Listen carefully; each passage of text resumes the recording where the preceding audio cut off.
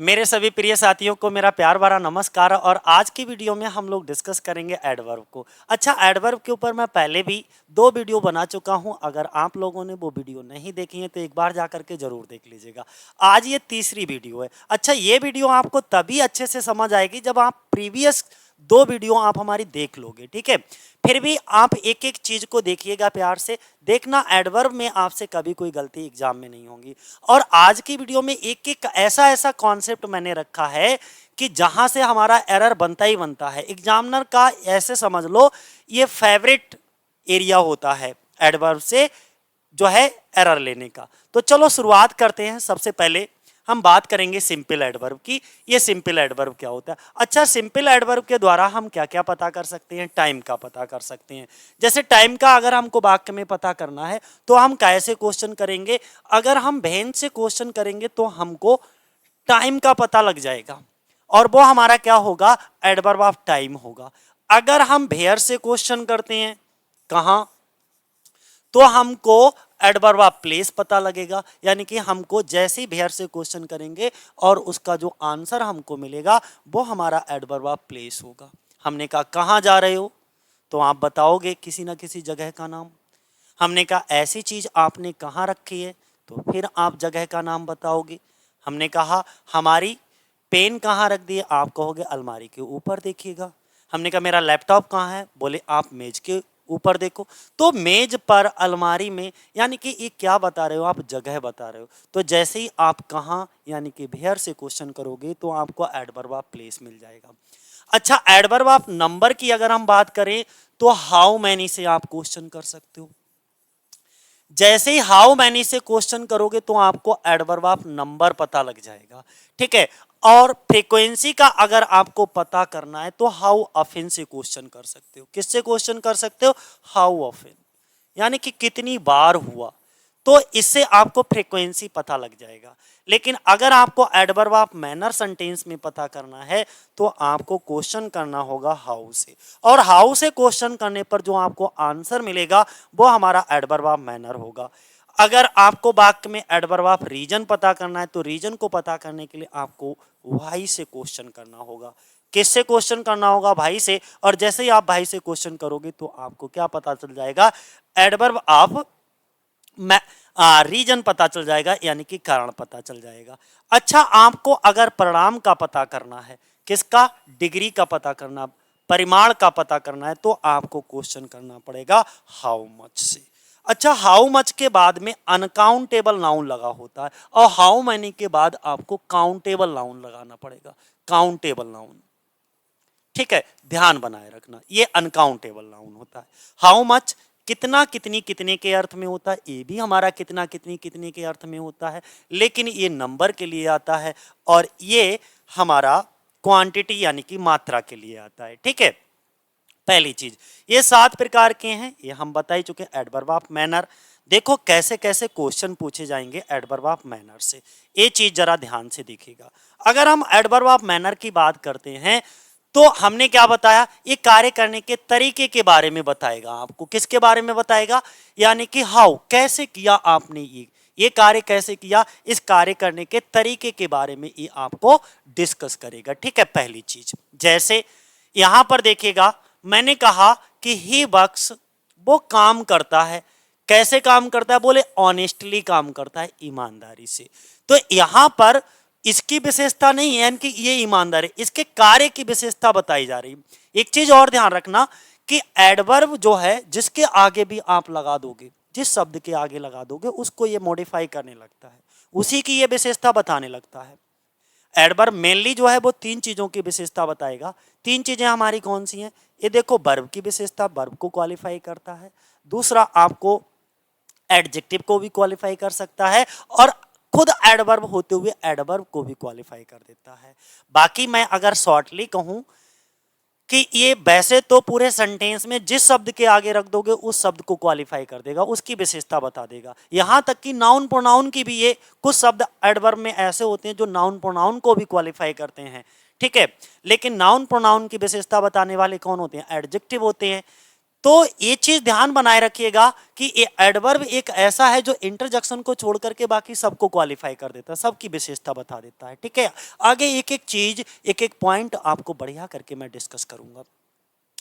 तो he works honestly, यहां पर इसके कार्य करने की विशेषता बताई जा रही है। ठीक है, उसका काम है, वो काम कैसा है, बोले ऑनेस्टली है। ठीक है, पहली चीज। दूसरा, तो इसका मतलब ही की विशेषता नहीं है, नाउन प्रोनाउन की विशेषता बताने का काम कौन करता है, बोले सर एडजेक्टिव करता है।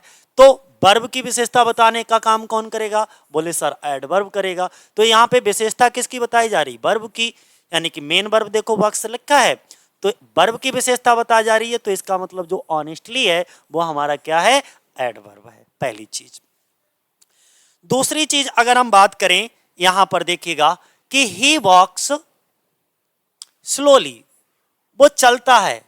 तो कैसे चलता है, बोले स्लोली, धीरे धीरे चलता है, यानी कि यहां पर इसकी विशेषता नहीं है, विशेषता किसकी है, वॉक्स की, चलने की विशेषता बताई जा रही। जैसे हम आपसे कहें कि यार चलो तेज तेज चलो थोड़ा, तो वॉक फास्ट, हमने कहा यार थोड़ा धीरे धीरे चलो, वॉक स्लोली।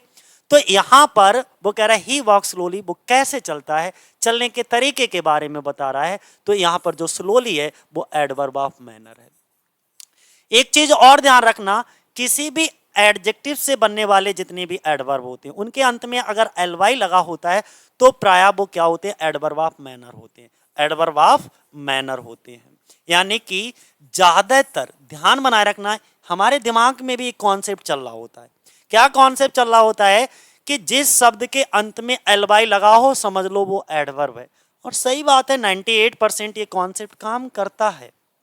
और जो चीज अगर 98% कहीं पर काम करती है तो उसे मानना भी चाहिए। लेकिन कुछ शब्द ऐसे होते हैं कि जो एडजेक्टिव, एलवाई अगर लगा होगा तो वो एडजेक्टिव होंगे, ध्यान से समझिएगा। और एरर यहीं से पूछा जाएगा आपका, आप क्या गलती कर बैठोगे, बोले यार एलवाई लगा है तो ये एडवर्ब है, लेकिन नहीं भैया, कुछ ऐसे शब्द भी हैं, एडजेक्टिव के कुछ ऐसे शब्द होते हैं जिनमें एलवाई लगाकर जो है एडजेक्टिव बनाया जाता है। कुछ नाउन ऐसे होते हैं जिनमें एलवाई लगा दो तो वो एडजेक्टिव बन जाते हैं। ठीक है, एडवर्ब मानने की गलती नहीं करना। 4-5 शब्दों की मैं लिस्ट नीचे दे रहा हूं, जरा समझना। यहां से एरर आपका रहता है, इसलिए मैंने यहां पर लिया है। मैंने पहली चीज क्या बताई, ये चीज ध्यान रखना, रिमेंबरिंग पॉइंट है आपका, कि जो एडजेक्टिव से बनने वाले एडवर्ब्स जिनके अंत में एलवाई होता है प्राय एडवर्ब ऑफ मैनर कहलाते हैं। ठीक है, पहली चीज। लेकिन मैंने कहा सब नहीं, सब नहीं, 98% ये कॉन्सेप्ट काम करेगा। कुछ शब्दों में अगर एलवाई लगा दिया तो वो एडजेक्टिव बन जाएंगे। जैसे हमने कहा, अभी तो आपको समझा रहे हैं, जैसे ये स्लो क्या है, बोले सर एडजेक्टिव है, इसमें एलवाई लगा दिया तो ये क्या बन गया, एडवर्ब ऑफ मैनर बन गया। ग्लेड क्या है, एडजेक्टिव है, एलवाई लगा दिया क्या बन गया, ग्लेडली, यानी कि ये एडवर्ब बन गया क्योंकि इसमें एलवाई लगा है, एलवाई लगा है। ऑनेस्ट हमारा एडजेक्टिव है तो इसमें भी हमने एलवाई लगा दिया तो ये हमारा एडवर्ब बन गया। क्या बन गया, एडवर्ब ऑफ मैनर आप इसे कह सकते हो। ठीक, लेकिन हमने क्या बताया, एरर यहां से नहीं आएगा, एग्जामिनर जानता है, ये चीज तुम जानते हो, पहले से ही सीखे हुए हो, सबके दिमाग में कॉन्सेप्ट है कि एलवाई लगा होगा तो वो एडवर्ब होगा, तो वो यहां से एरर नहीं देगा। एरर कहां से देगा, ये नोट पॉइंट मैंने एक लिख रखा है और इसकी टेबल भी है। ठीक है, एक नोट पॉइंट लिख रखा है, मैं थोड़ा सा पढ़ के सुनाता हूं आपको। नोट में क्या लिखा है, हमने लिखा है यहां पे कि माइजर, निगार्ड, कॉवर्ड ऐसे नाउन हैं, ये सब नाउन हैं और इनको हम क्या कर बैठते हैं, इनको एडजेक्टिव मानने की गलती कर बैठते हैं, इनको एडजेक्टिव मानने की गलती कर बैठते हैं। ठीक है, और इसीलिए जैसे ही माइजरली लिखा होता है आप समझ जाते हो नहीं यार माइजरली है, जैसे ही हमने मान लीजिए ऐसे करके माइजरली लिखा तो तुम कहोगे नहीं ये तो एडवर्ब है भैया, और तुरंत एडवर्ब बोल करके आप यही गलती कर बैठे। ठीक है, नहीं, हमने क्या बताया, ये नाउन है, इसे एडजेक्टिव मानने की गलती ना करो। माइजर हमारा नाउन है, निगार्ड हमारा नाउन है, कवर्ड हमारा नाउन है, ये ऐसे नाउन हैं जिनके एडजेक्टिव फॉर्म बनाने के लिए आपको क्या करना होगा कि इसमें एलवाई जोड़ना पड़ेगा, और जैसे ही एलवाई जोड़ोगे तो ये क्या बन जाएगा, एडजेक्टिव बनेगा, ना कि एडवर्ब। क्या बनेगा, माइजरली क्या है हमारा, एडजेक्टिव है, लेकिन अगर आप इसका एडवर्ब बनाना चाहते हो तो आपको लिखना होगा इन अ माइजरली मैनर। कैसे लिखना पड़ेगा? इस तरीके से, इन अ माइजरली मैनर। कैसे लिखना होगा? इन अ माइजरली मैनर। इस तरीके से आपको लिखना पड़ेगा, तब आप इसको क्लियर कर पाओगे। ठीक है, तो इतनी बातें समझ में आ गई। चलिए अब देखो, मैं एक टेबल को थोड़ा सा इसे जूम कर देता हूं जिससे आपको अच्छे से दिखाई देने लगे। ठीक है, ये टेबल हमने यहाँ पे एक टेबल ली है, और टेबल में जरा आप एक बार को देखिएगा। हमने कहा कॉवर्ड क्या है सर? नाउन है। निगार्ड हमारा नाउन है। माइजर हमारा नाउन है। स्कॉलर भी हमारा क्या है? नाउन है। स्कॉलर भी हमारा क्या है? नाउन है। ठीक है, और जब ये हमारा नाउन है, ठीक है, ये सभी हमारे क्या है? नाउन है। अब आप अगर इस नाउन से इसको अगर एडजेक्टिव बनाओगे, तो एडजेक्टिव बनाने के लिए आपको क्या करना होगा? इन शब्दों में एलवाई शब्द जोड़ना पड़ेगा। और जैसे ही आप इन शब्दों में एलवाई शब्द जोड़ोगे, तो ये क्या बन जाएंगे? हमारे एडजेक्टिव बनेंगे, ना कि एडवर्ब। क्या कहा हमने? एडजेक्टिव बनेंगे, ना कि एडवर्ब। एडवर्ब समझने की गलती नहीं करना। ठीक है, ये पहले से हमारे क्या है? नाउन है। पहले से हमारे क्या है? नाउन है। एलवाई जोड़ोगे क्या बनेंगे? एडजेक्टिव। लेकिन अगर इनका आप एडवर्ब फॉर्म बनाना चाहते हो, तो एडवर्ब फॉर्म बनाने के लिए आपको कुछ इस तरीके से लिखना होगा, इन अ कॉवर्डली मैनर, इन अ निगार्डली मैनर। ठीक है, इन अ माइजरली मैनर, इन अ स्कॉलरली मैनर। कुछ इस तरीके से आपको लिखना पड़ेगा। ठीक है, समझ में आया? कॉवर्ड का मतलब क्या होता है भाई? कायर होता है। निगार्ड का भी मतलब क्या होता है? कंजूस कह सकते हो, कंजूस व्यक्ति, कंजूस व्यक्ति। ठीक है, माइजर का भी मतलब कंजूस होता है। स्कॉलर का मतलब आप जानते हो क्या होता है? विद्वान व्यक्ति होता है। तो बातें समझ में आ गई। हमने क्या समझाया? हमने एक समझाया आपको, ये सभी शब्द हमारे पहले से क्या है? नाउन है। अगर इनमें एलवाई जोड़ोगे तो ये क्या बन जाएंगे? एडजेक्टिव बन जाएंगे। और अगर आपको इन शब्दों का एडवर्ब फॉर्म बनाना है, तो आपको कुछ इस तरीके से लिखना होगा। इस तरीके के पैटर्न में आपको लिखना होगा। कॉवर्ड का एडवर्ब बनेगा इन अ कॉवर्डली मैनर, निगार्ड का बनेगा इन अ निगार्डली मैनर, और माइजर का बनेगा इन अ माइजरली मैनर, स्कॉलर का बनेगा इन अ स्कॉलरली मैनर। बातें क्लियर हो गई? ठीक है, ये चीज। और यहां इस कॉन्सेप्ट से आपका एडवर्ब में एरर रहता है किसी ना किसी एग्जाम में, इसलिए बहुत अच्छे से समझना है आपको। दूसरी चीज मैं क्या बताऊं आपको? मैं बता रहा था कि नेक्स्ट क्या है। नेक्स्ट अगर मैं बात करता हूं, देखो एरर किस किस तरीके से आएंगे, जरा इसको समझो। मैंने 2-3 एग्जाम्पल लिए। हमने कहा आपको समझाने के लिए, हमने यहां पे आपसे कहा, देखिए हमने कहा ही इज माइजर, तो ही तो हमारा प्रोनाउन है। इज हमारा लिंकिंग वर्ब कह लो, या इज आरएम का मेन वर्ब के रूप में प्रयोग किया गया, उसे बोल लीजिए, या बी फॉर्म कह लीजिए, कुछ भी कहिए। He is माइजर। तो अगर हम कहें माइजर क्या है, तो आप माइजर को एडजेक्टिव मत समझिएगा। ठीक है, इसे क्या समझने की कोशिश करोगे? नाउन है। और जब ये भाई नाउन है, तो अपने साथ एक आर्टिकल लेगा। अपने साथ क्या लेगा? आर्टिकल लेगा। ही इज अ माइजर होना चाहिए। तो इसीलिए ये क्या है? गलत है। आपको सही रूप कैसे लिखना पड़ेगा? ही इज अ माइजर, यानी कि ये जो व्यक्ति, ये नाउन है, ये प्रोनाउन है हमारा, तो ये क्या है? नाउन है। इसी प्रोनाउन के लिए ये नाउन यूज हुआ है, और इन दोनों प्रोनाउन और नाउन को जोड़ने का काम लिंकिंग वर्ब ये कर रही है। बातें समझ में आई? दूसरा एग्जाम्पल देखो, ही इज अ माइजर मैन। अब देखो, आप कहोगे सर ही इज माइजर मैन, इसमें तो हमें कोई एरर नहीं लग रहा है, जबकि एरर है। पार्ट ऑफ स्पीच का क्या? ही तो हमारा प्रोनाउन है सर, प्रोनाउन है। इज हमारा लिंकिंग वर्ब हो गया, ए हमारा आर्टिकल हो गया। आप इसको एडजेक्टिव मानने की गलती करोगे। क्या सोचोगे? सर ये एडजेक्टिव है, जबकि ये एडजेक्टिव नहीं, ये तो हमारा नाउन है, और ये भी हमारा कॉमन नाउन है। तो नाउन नाउन अपने आप गलत हो गया। तो इसका मतलब आपको बीच में चाहिए क्या? एक एडजेक्टिव चाहिए, और एडजेक्टिव ये होता नहीं।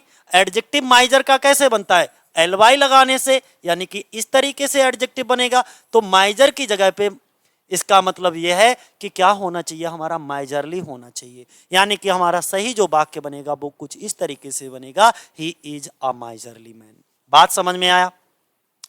तो एक तो नाउन से इस तरीके से एरर रहेगा, दूसरा इस तरीके से एरर आपका रह सकता है, और तीसरा मान लीजिए अब ही बिहेव्ड माइजरली।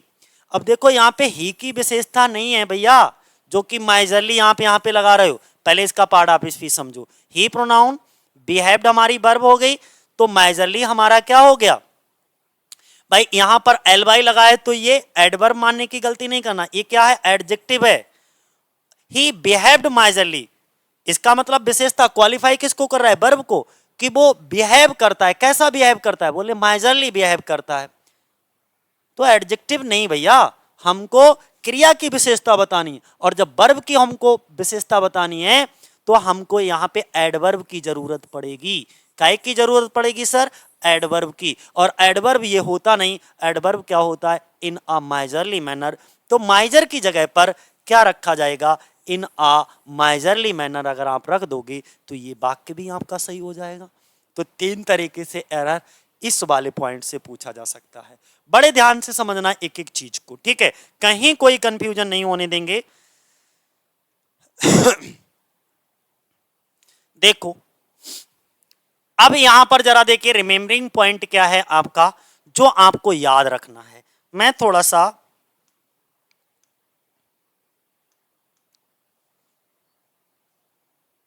हाँ, रिमेम्बरिंग पॉइंट क्या है आपका, जरा देखिएगा। मैंने कहा कुछ शब्द एक ही रूप यानी कि एक ही फॉर्म होता है एडवर्ब में और एडजेक्टिव की तरह प्रयोग हो जाते हैं, यानी कि वो एडवर्ब के रूप में भी उन शब्दों का आप यूज कर सकते हो और एडजेक्टिव की तरह भी आप उनका यूज कर सकते हो, उनका फॉर्म एक ही रहेगा। डिपेंड करता है, एडजेक्टिव में नाउन प्रोनाउन की विशेषता बताई जा रही होगी, एडवर्ब में वर्ब की विशेषता बताई जा रही होगी, ठीक है, बस इतना ध्यान रखना। तो उन्होंने जैसे कौन कौन से शब्द हैं, जैसे फास्ट है, स्ट्रेट है, आउटराइट है, डायरेक्ट है, हार्ड है, लेट है, हाइट है, सेफ है, क्वाइट है। इसमें 2 शब्द बहुत ज्यादा फेवरेट हैं एग्जामिनर के, एक फास्ट और दूसरा आपका हार्ड, ठीक है। और लेट भी, लेट का लेटली करके देंगे, हार्ड का हार्डली और फास्ट का फास्टली करके देंगे, जहां पर आप दिक्कत में आ जाओगे, ठीक है, जहां पे आप क्या आ जाओगे, दिक्कत में आ जाओगे, क्योंकि आप एल बाई लगा हुआ देखोगे, आप इन्हें एडवर्ब समझ जाओगे, ठीक है, समझिएगा। जबकि एल बाई लगा, चाहे फास्ट हो या, बस इनकी प्लेस पोजीशन से आप पता कर सकते हो। कोई कहे सर जब दोनों ही एक हैं, यानी कि फास्ट हमारा एडजेक्टिव का भी काम करता है और एडवर्ब का भी काम करता है, तो हम कैसे पहचानेंगे दोनों का पार्ट ऑफ स्पीच जब सेम है। तो भाई इसके लिए एक ही सोल्यूशन है, आपको वाक्य में, आपको सबसे पहले वाक्य लिखा हुआ होना चाहिए, वाक्य में उसकी प्लेस पोजीशन को देख करके, वाक्य में उसका सेंस निकाल करके कि नाउन प्रोनाउन को क्वालिफाई कर रहा है या वर्ब को क्वालिफाई कर रहा है, उसकी प्लेस पोजीशन को देख करके ही आप पता कर सकते हो कि फास्ट एज अ एडजेक्टिव काम कर रहा है या एज अ एडवर्ब काम कर रहा है, एज एन एडवर्ब काम कर रहा है, ठीक है। तो इतनी चीज जरा मैं तुम्हें क्लियर करता हूं, जरा इस टेबल को देखो। मैंने एक तरफ एडजेक्टिव के रूप में कैसे यूज हो सकता है और एडवर्ब के रूप में कैसे यूज हो रखा है, मैंने दोनों चीजें यहां पर लिख रखी हैं, ठीक है, मैंने दोनों चीजें यहां पे लिख रखी हैं। जैसे he is, sorry this is a hard task. अब देखो दिस क्या है हमारा, यहां पर डेमोस्ट्रेटिव प्रोनाउन है, इज क्या है हमारा, लिंकिंग वर्ब है, आ आर्टिकल है, और हार्ड टास्क, ये जो टास्क है, ये जो कार्य है वो कैसा है, बोले हार्ड है। तो इसका मतलब यहां पर एडजेक्टिव का पैटर्न क्या होता है, देखो ए या एन लगा होगा, बीच में आपका एडजेक्टिव दे रखा होगा और इसके बाद आपको एक नाउन दे रखा होगा। क्या दे रखा होगा सर, एक नाउन दे रखा होगा। ये पैटर्न आप ध्यान बनाए रखना, ए एन एडजेक्टिव और प्लस में नाउन। तो देखो क्या ये पैटर्न है, ए एन लगा है, लगा है, बीच में क्या होगा, एडजेक्टिव होगा और ये टास्क हमारा नाउन है। तो यहां पर ये हार्ड आपका क्या है, बोले सर ये एडजेक्टिव है, यहां पे क्या है, एडजेक्टिव है। और दूसरी तरफ मैं हार्ड को देखता हूं, मान लीजिए, अब देखो दूसरी तरफ ही वर्क्स हार्ड, वो कार्य करता है, कैसा कार्य करता है, जो कठिन काम होता है वही करता है, यानी कि वो बहुत कठिन परिश्रम करता है। तो इसका मतलब उसकी विशेषता नहीं है, किसी नाउन की विशेषता नहीं है, वो जो एक्शन कर रहा है, वो जो कार्य कर रहा है, ठीक है, उसकी विशेषता बताई जाए, उसका जो कार्य है, ठीक है, वो हार्ड है। समझ आ रहा है। तो यहां पर जो हार्ड शब्द है वो किसको क्वालिफाई करने का काम कर रहा है? वर्ब को। और वर्ब की विशेषता बता रहा है तो ये क्या होगा यहां पे? हार्ड। यहां पे भाई हमारा एडवर्ब होगा। क्या होगा? एडवर्ब होगा। बातें समझ में आ गई? यहां पे हार्ड एडजेक्टिव है लेकिन यहां पे हार्ड एज एन एडवर्ब है। तो आप सेंटेंस में जब लिखा होगा उसकी प्लेस पोजीशन को देखकर ही पता कर सकते हो कि ये एज एन एडजेक्टिव काम कर रहा है या एज एन एडवर्ब काम कर रहा है, कि एडजेक्टिव की तरह काम करेगा या एडवर्ब की तरह। दूसरा हमने कहा फास्ट वर्ड को, fast runner, he is a fast runner. देखो ही इज अ फास्ट, फिर से देखो ए एन लगा है, इधर नाउन लगा है तो बीच में क्या होगा हमारा? एडजेक्टिव होगा, सीधी सी बात।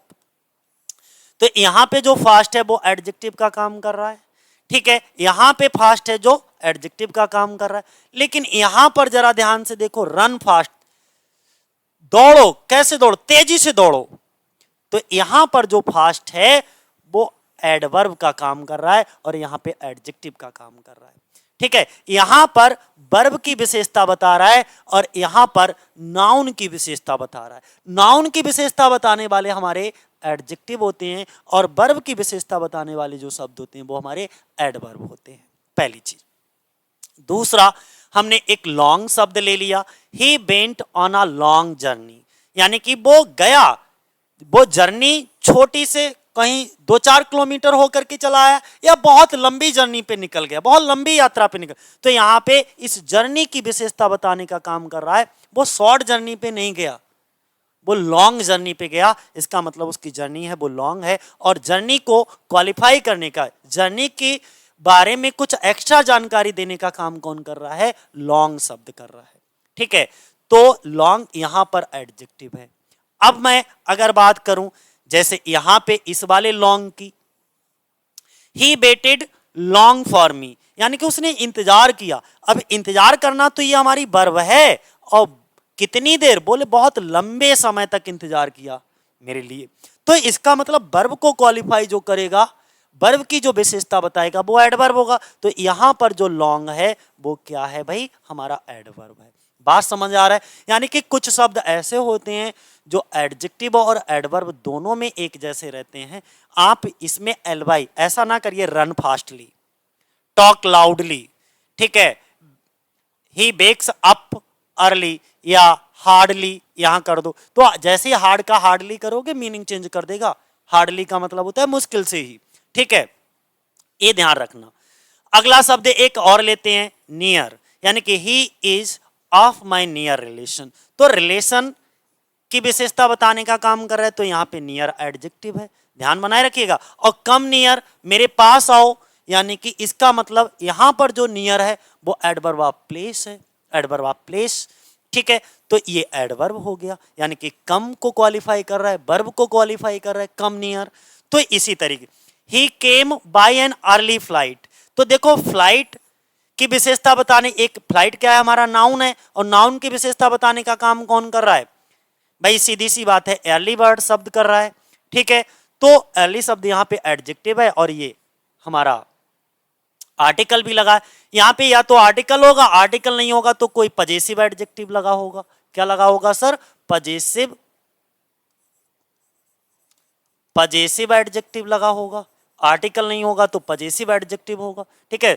तो या पजेसिव प्रोनाउन भी आप उसे कह सकते हो माफ करना, ठीक है। तो ये चीजें ध्यान बनाए रखना। अब देखो आगे एक और थोड़ा सा एक आध सेंटेंस और देख लो। हमने कहा we should not speak in a loud tone, ठीक है। तो देखो टोन की विशेषता बताई जा रही है कि हमको नहीं बोलना चाहिए। कैसी आवाज में नहीं बोलना चाहिए? बोले लाउड टोन में हमको नहीं बोलना चाहिए, लाउड टोन में नहीं बोलना चाहिए। लाउड का मतलब बहुत तेज आवाज में, तो आवाज की विशेषता है, ठीक है। और पैटर्न भी हमको मिल रहा है, एन एडजेक्टिव नाउन। और यहां पर देखो डोंट टॉक लाउड, यहां पे टॉक की विशेषता बताई जा रही है, यानी कि वर्ब की विशेषता बताए तो ये एडवर्ब है। कुछ शब्द, अब क्या कॉन्सेप्ट निकल करके आया, तुमने क्या सीखा इस वाले रूल से? ये सीखा कि भाई कुछ ऐसे शब्द होते हैं जो हमारे एडजेक्टिव और एडवर्ब दोनों की फॉर्म में एक ही होती है। बस डिपेंड करता है सेंटेंस में प्लेस पोजीशन को देख करके कि किसको क्वालिफाई कर रहा है, किसकी विशेषता बता रहा है। नाउन प्रोनाउन को क्वालिफाई करने का काम कर रहा है, उसकी विशेषता बताने का काम कर रहा है तो एडजेक्टिव होगा, और वर्ब की विशेषता बताने का काम कर रहा है तो एडवर्ब होगा। बस तो दो कॉन्सेप्ट आपको मैं इस वीडियो में बता चुका हूं। एक तो एलवाई वाला मैंने कंफ्यूजन दूर किया कि हर शब्द जो एलवाई वाले शब्द होते हैं उन्हें एडवर्ब ऑफ मैनर समझने की गलती नहीं करना। कुछ शब्द हमारे एडजेक्टिव के भी होते हैं जिनमें एलवाई लगा होता है, उनका एडवर्ब इन अ मेजरली मैनर, इन अ निगार्डी मैनर, इन अ स्कॉलरली मैनर ऐसे बनता है, ठीक है। और दूसरा कॉन्सेप्ट मैंने ये बताया कि कुछ शब्द ऐसे होते हैं जिनका एडजेक्टिव फॉर्म और एडवर्ब फॉर्म दोनों एक ही होते हैं। अब तीसरे कॉन्सेप्ट पे चलते हैं। एक एक कॉन्सेप्ट मैं एग्जाम के पॉइंट ऑफ व्यू से ले आया हूं, ठीक है। और ध्यान रखना एडवर्ब हमारे एडवर्ब में जो एरर आता है वो यहीं से आता है।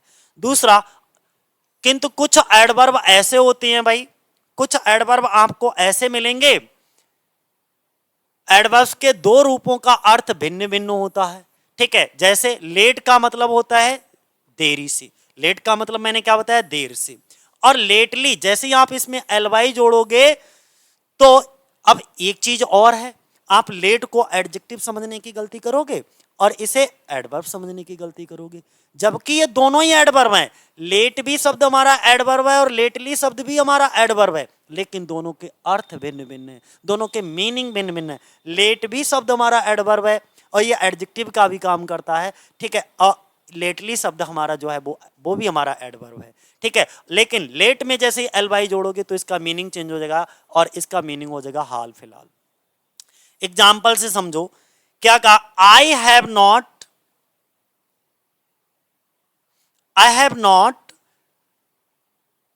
अकेला लेटली। थोड़ा सा एरर है यहां पे, मैं अभी 1 मिनट में क्लियर करता हूं। यहां पर मेन वर्ब नहीं दे रखी है, आई हैव नॉट सीन होना चाहिए। क्या होना चाहिए, I have not seen, seen मैंने नहीं देखा अकेला लेटली, यानी कि हाल फिलहाल का अर्थ आ रहा है। यहाँ पे मैंने हाल फिलहाल में अकेला को नहीं देखा, ठीक है। तो इसका मतलब यहां पर जो शब्द आएगा वो क्या आएगा, लेटली, क्योंकि मीनिंग किसका मिल रहा है हमको, हाल फिलहाल का। अभी जल्दी में मैंने अकेला को नहीं देखा। दूसरा एग्जाम्पल, ही केम लेट। देखो ही केम लेट, अब इसमें केम की विशेषता बताई जा रही, यहां पर वो देर से आने की बात हो रही है, फॉर दी मीटिंग, यानी कि यहां पर लेटली नहीं आएगा, हाल फिलहाल वाला मीनिंग नहीं आ रहा है, यहां पे देर से आने वाला मीनिंग आ रहा है। तो आपको लेटली की जगह पे क्या रखना होगा, लेटली रखना होगा। तो लेट और लेटली दोनों का मीनिंग बस दिमाग में सेट कर लीजिएगा कि लेट का मतलब देर से, लेटली का मतलब हाल फिलहाल। अगला एग्जाम्पल दूसरा देखो, दूसरा पॉइंट का है, हार्ड और हार्डली में कंफ्यूजन हो जाएगा। ये दोनों ही हमारे एडवर्ब है, हार्ड भी हमारा एडवर्ब है और हार्डली भी हमारा एडवर्ब है। हार्ड का मतलब होता है मेहनत से, कठिनता से, और हार्डली का मतलब मुश्किल से। तो देखो, he works hardly to make both ends meet, यहां पर आएगा नहीं, वो काम करता है मुश्किल से, नहीं भैया, ही वर्क्स हार्ड, वो बहुत कठिन परिश्रम करता है, to make both ends meet, ये हमारा क्या है, एक ईडियम है, ठीक है। ये क्या है, हमारा एक ईडियम है, ध्यान बनाए रखना। अब देखो यहां पर, ही हार्डली डज एनी वर्क, इसमें नेगेटिव का सेंस। और एक चीज बताना, हार्ड शब्द हमारा पॉजिटिव है और हार्डली शब्द हमारा नेगेटिव है। कैसा है, नेगेटिव। तो इसका मतलब देखिए, ही हार्डली, वो मुश्किल से ही डज करता है एनी वर्क, कोई कार्य, ठीक है। वो मुश्किल से ही कोई कार्य करता है, निठल्ला है, दिन भर ऐसे ही घूमता फिरता रहता है। तो यहां पर हार्डली का मतलब होगा मुश्किल से। तो ये सेंस के अनुसार आपको वाक्य में यूज करना है। आप ये देख लीजिएगा वाक्य में कि हार्ड का सेंस आ रहा है या हार्डली का सेंस आ रहा है, ठीक है। फिर हमने कहा फ्री और फ्रीली, इन का भी मतलब, ये दोनों ही एडवर्ब हैं। फिर से मैं वही चीज रिपीट कर रहा हूं, फ्री भी शब्द हमारा एडवर्ब और एडजेक्टिव दोनों का काम कर सकता है, फ्रीली हमारा एडवर्ब है, यानी कि दोनों ही एडवर्ब का काम कर सकते हैं। तो फ्री का मतलब होता है मुफ्त में और फ्रीली का मतलब होता है स्वतंत्रता से। जैसे we can move about freely in India, इसका मतलब क्या है, we can move about freely in India, मैं स्वतंत्रता से भारत में कहीं पर भी मूव अबाउट कर सकता हूं, घूम फिर सकता हूं, कोई रोक टोक नहीं है, ठीक है, एकदम स्वतंत्र तरीके स्वतंत्रता से। राइट्स आर प्रोवाइडेड, जो राइट्स होते हैं provided free in this water park, इस वाटर पार्क में जो राइट्स हैं वो प्रोवाइड कराई जा रही हैं, कैसी, एकदम मुफ्त में, फ्री में, उसका कोई चार्ज आपको नहीं देना है। तो यहाँ पे जो सेंस आ रहा है वो काय का आ रहा है, फ्री का आ रहा है, और यहाँ पर जो सेंस आ रहा है वो काय का आ रहा है, फ्रीली का आ रहा है, ठीक है। फ्री और फ्रीली का मतलब आप समझ गए। अगला एक पॉइंट जो हाईलाइटेड मैंने कर रखा है, इसको जरा ध्यान से समझ लीजिएगा। एक शब्द आपके सामने है लाउडली और एक शब्द आपके सामने अलाउड, एडवर्ब्स हैं, लेकिन अर्थ में दोनों ही अलग अलग हैं, ध्यान से समझिएगा। लाउडली भी हमारा एडवर्ब है, अलाउड भी हमारा एडवर्ब है, ठीक है, ये दोनों ही एडवर्ब का काम करते हैं, दोनों का पार्ट आप स्पीच जान लीजिए एडवर्ब है, लेकिन इनके मीनिंग अलग अलग हैं।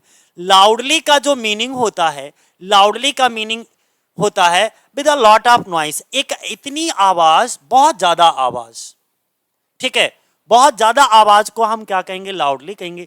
और अलाउड का मतलब इतनी तेज आवाज ताकि ऑडिबल हो, आसानी से उसको सुना जा सके, वो हमारी क्या होती है, अलाउड होती है। जैसे मैं अभी आपको बोल रहा हूं, ये हमारी लाउडली नहीं है, अलाउड आवाज है, जिसको आसानी से वक्ता तक, जो स्पीकर के द्वारा जो भी बोली जा रही है आवाज, ठीक है, उसको लिसनर आसानी से लिसन कर सके, यानी कि सुन सके उसको, ठीक है। तो हमने कहा जिसको आसानी से सुना जा सके, ऑडिबल हो, वो हमारा अलाउड रहेगा। और अत्यधिक नॉइस के लिए, with a lot of noise के लिए हम क्या यूज करते हैं, लाउडली यूज करते हैं। तो दोनों का मीनिंग आप समझ गए होंगे कि दोनों का मीनिंग क्या होता है, लाउड और अलाउडली में।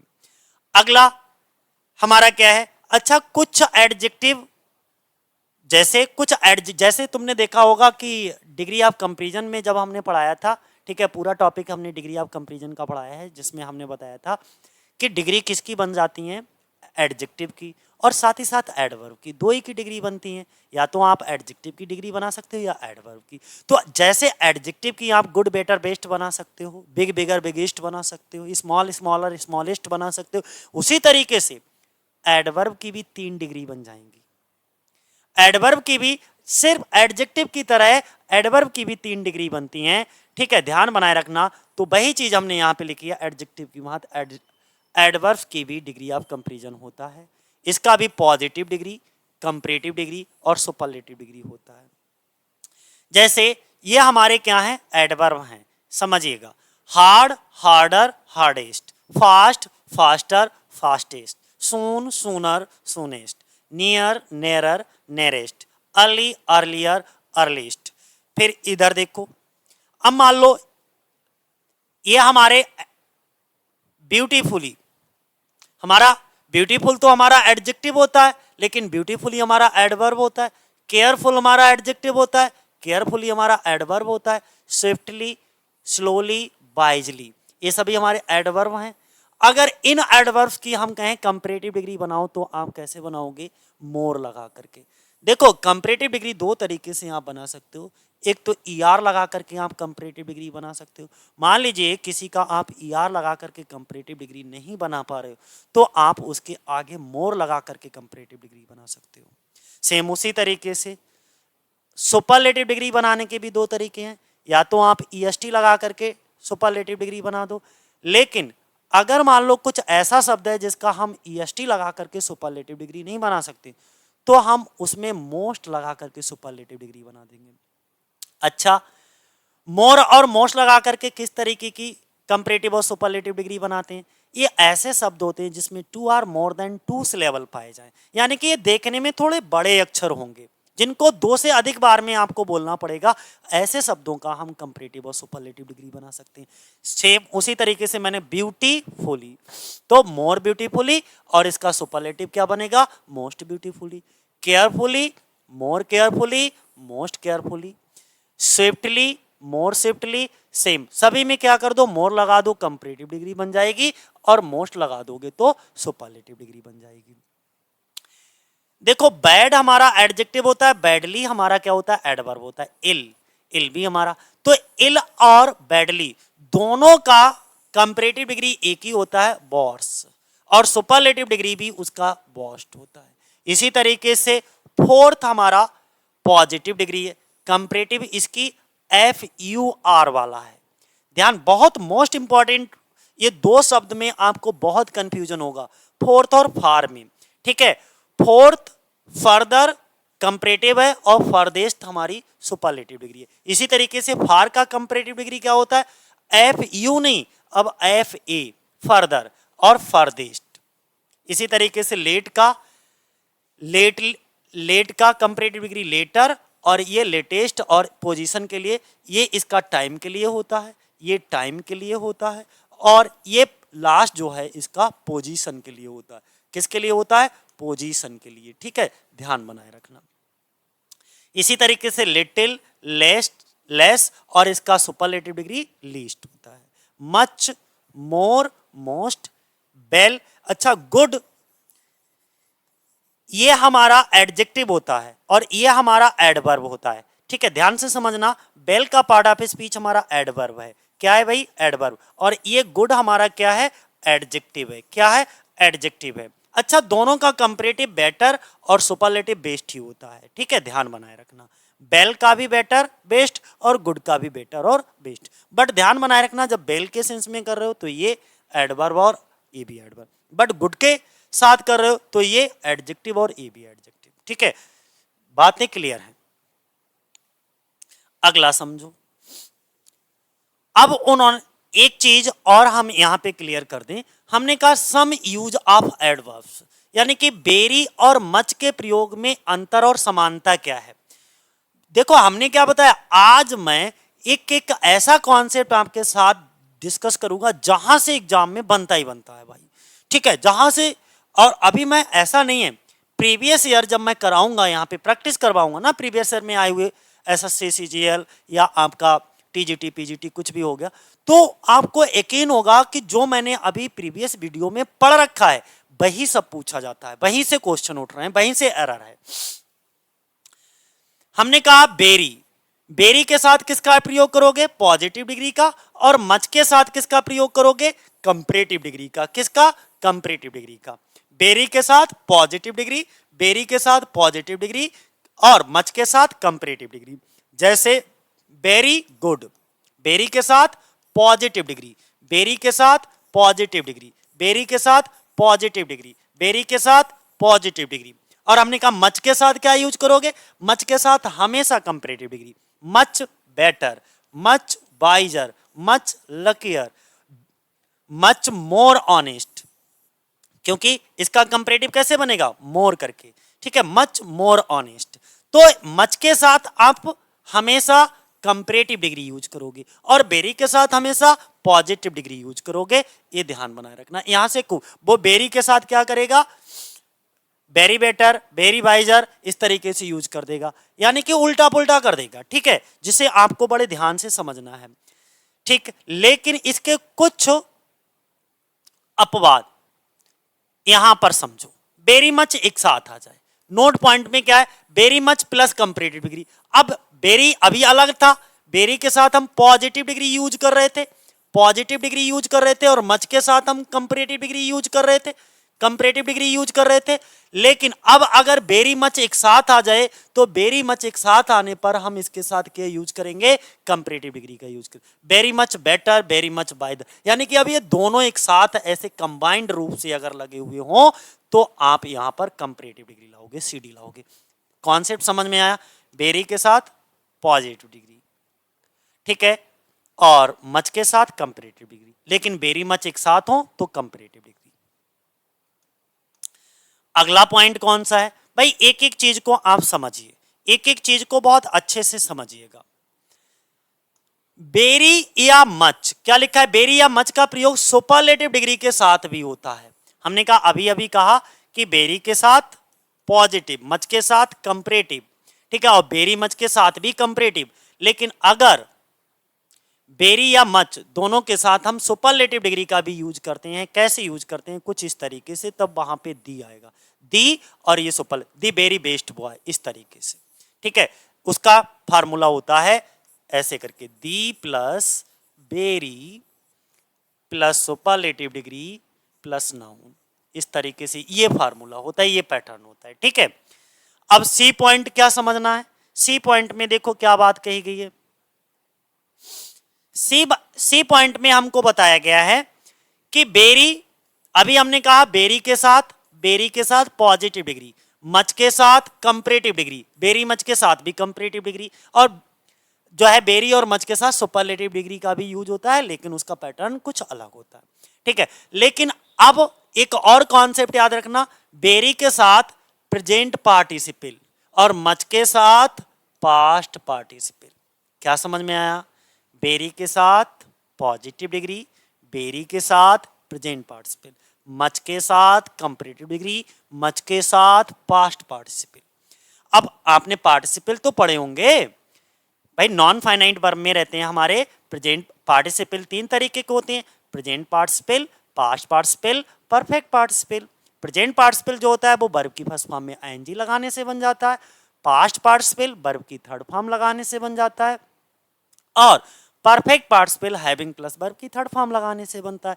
तो ध्यान बनाए रखना, हमने कहा प्रेजेंट पार्टिसिपल कैसे बनेगा, तो प्रेजेंट पार्टिसिपल किसी भी वर्ब की फर्स्ट फॉर्म में आईएनजी लगाने से बन जाता है। और ये दो काम करता है वाक्य में, वर्ब का भी काम करता है और एडजेक्टिव का भी काम करता है। मैंने क्या बताया भैया, वर्ब का भी काम करता है, एडजेक्टिव का भी काम करता है, इसीलिए इसका नाम होता है वर्बल एडजेक्टिव। क्या नाम यह होता है इसका? Verbal adjective. क्या नाम होता है इसका? Verbal adjective. खैर, तो मैंने कॉन्सेप्ट पे ध्यान दीजिए। कॉन्सेप्ट मैंने क्या बताया कि भाई बेरी के साथ प्रेजेंट पार्टिसिपल, वेरी इंटरेस्टिंग, और पार्टिसिपल, प्रेजेंट पार्टिसिपल क्या होता है, हमने कहा वर्ब की फर्स्ट फॉर्म में आईएनजी लगी होगी, बस इतना समझो।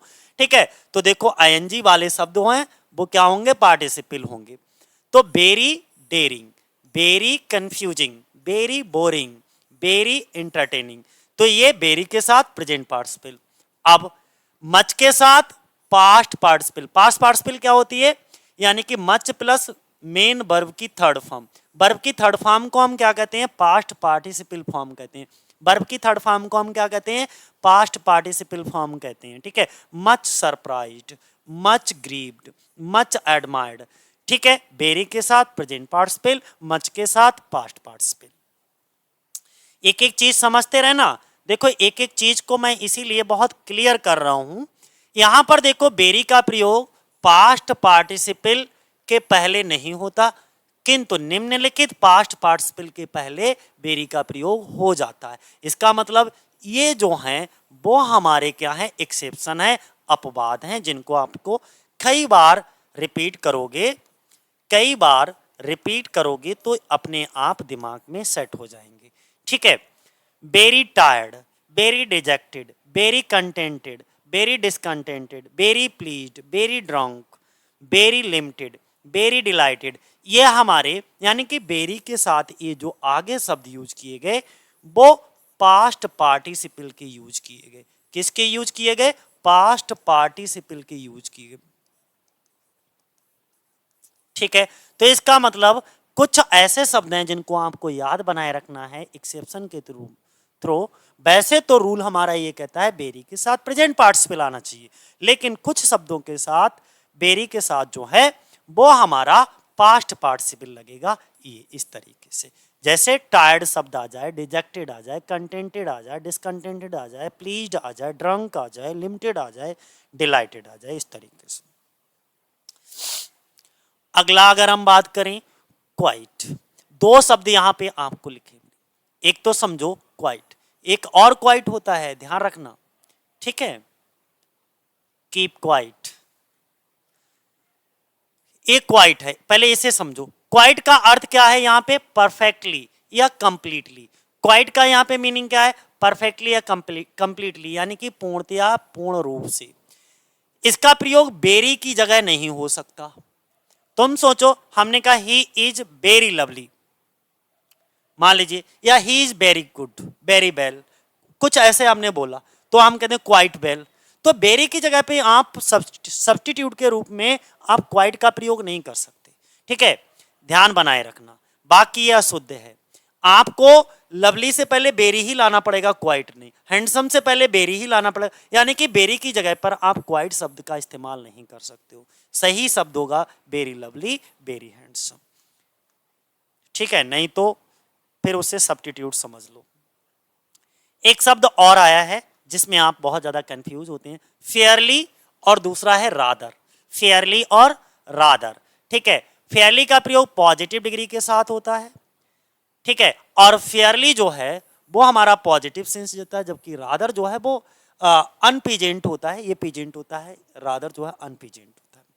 फेयरली का प्रयोग कहां होगा सर? पॉजिटिव डिग्री के साथ। Fairlie wise, fairly good, Fairlie का प्रयोग पॉजिटिव डिग्री के साथ, ध्यान बनाए रखना, फेयरली का प्रयोग पॉजिटिव, ठीक है। वेरी का प्रयोग पॉजिटिव डिग्री के साथ, मच का प्रयोग, भाई रिपीट नहीं करोगे तो बार बार रिपीट करो चीजें, तभी आप क्लियर कर पाओगे, ठीक है। किंतु रादर का प्रयोग किसको? पॉजिटिव और कंपैरेटिव दोनों के साथ होता है, ठीक है। फिर से मैंने कहा फेयरली का प्रयोग सिर्फ पॉजिटिव डिग्री में आप करोगे, और जबकि रादर का प्रयोग भाई हम पॉजिटिव और कंपैरेटिव दोनों के साथ कर सकते हैं। क्या समझ में आया? फेयरली और रादर के बीच में क्या डिफरेंस आपको समझ में आया?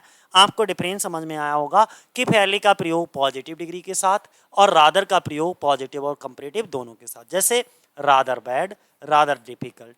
अब हमने कहा रादर के साथ ये तो पॉजिटिव डिग्री यूज कर ली आपने, क्या हम कंपैरेटिव भी यूज कर सकते हैं? बिल्कुल, रादर वर्स, रादर हॉटर। तो रादर शब्द के साथ में हम पॉजिटिव डिग्री और कंपैरेटिव डिग्री दोनों का प्रयोग कर सकते हैं। दूसरी चीज आप ध्यान बनाए रखना, जो फेयरली शब्द होता है इसके बाद TOO2 का प्रयोग नहीं कर सकते। फेयरली के बाद TOO2 का प्रयोग नहीं कर सकते, लेकिन जो रादर वर्ड होता है हमारा, लेकिन जो रादर वर्ड होता है, ये लिखा है रादर वर्ड होता है, इसके बाद हम TOO2 का प्रयोग कर सकते हैं। क्या समझ में आया? ये भी एरर में दे दिया जाता है कि फेयरली शब्द के बाद टू लगा देंगे, तो फेयरली के बाद हम टू का प्रयोग कभी नहीं करेंगे, लेकिन रादर के बाद हम टू का प्रयोग कर सकते हैं, ठीक है। चलो पढ़ते हैं आगे। हमने कहा फेयरली के बाद टू का प्रयोग नहीं होगा, रादर के बाद टू का प्रयोग हो सकता है, ये मैं समझा चुका हूं। देखो फेयरली टू गुड कहना गलत होगा, क्योंकि फेयरली के साथ हम टू का प्रयोग नहीं कर सकते, लेकिन रादर के साथ हम टू का प्रयोग कर सकते हैं, ठीक है।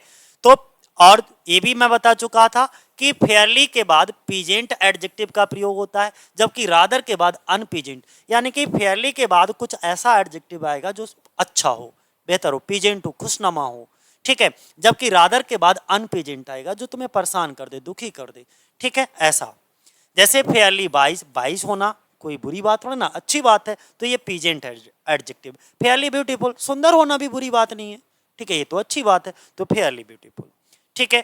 जबकि हमने क्या बताया, रादर जो है वो अनपीजेंट एडजेक्टिव होता है, इसके कुछ एक्सेप्शन भी हैं, वो भी हम आपको बताएंगे कैसे ये अनपीजेंट एडजेक्टिव होता है, जरा समझो।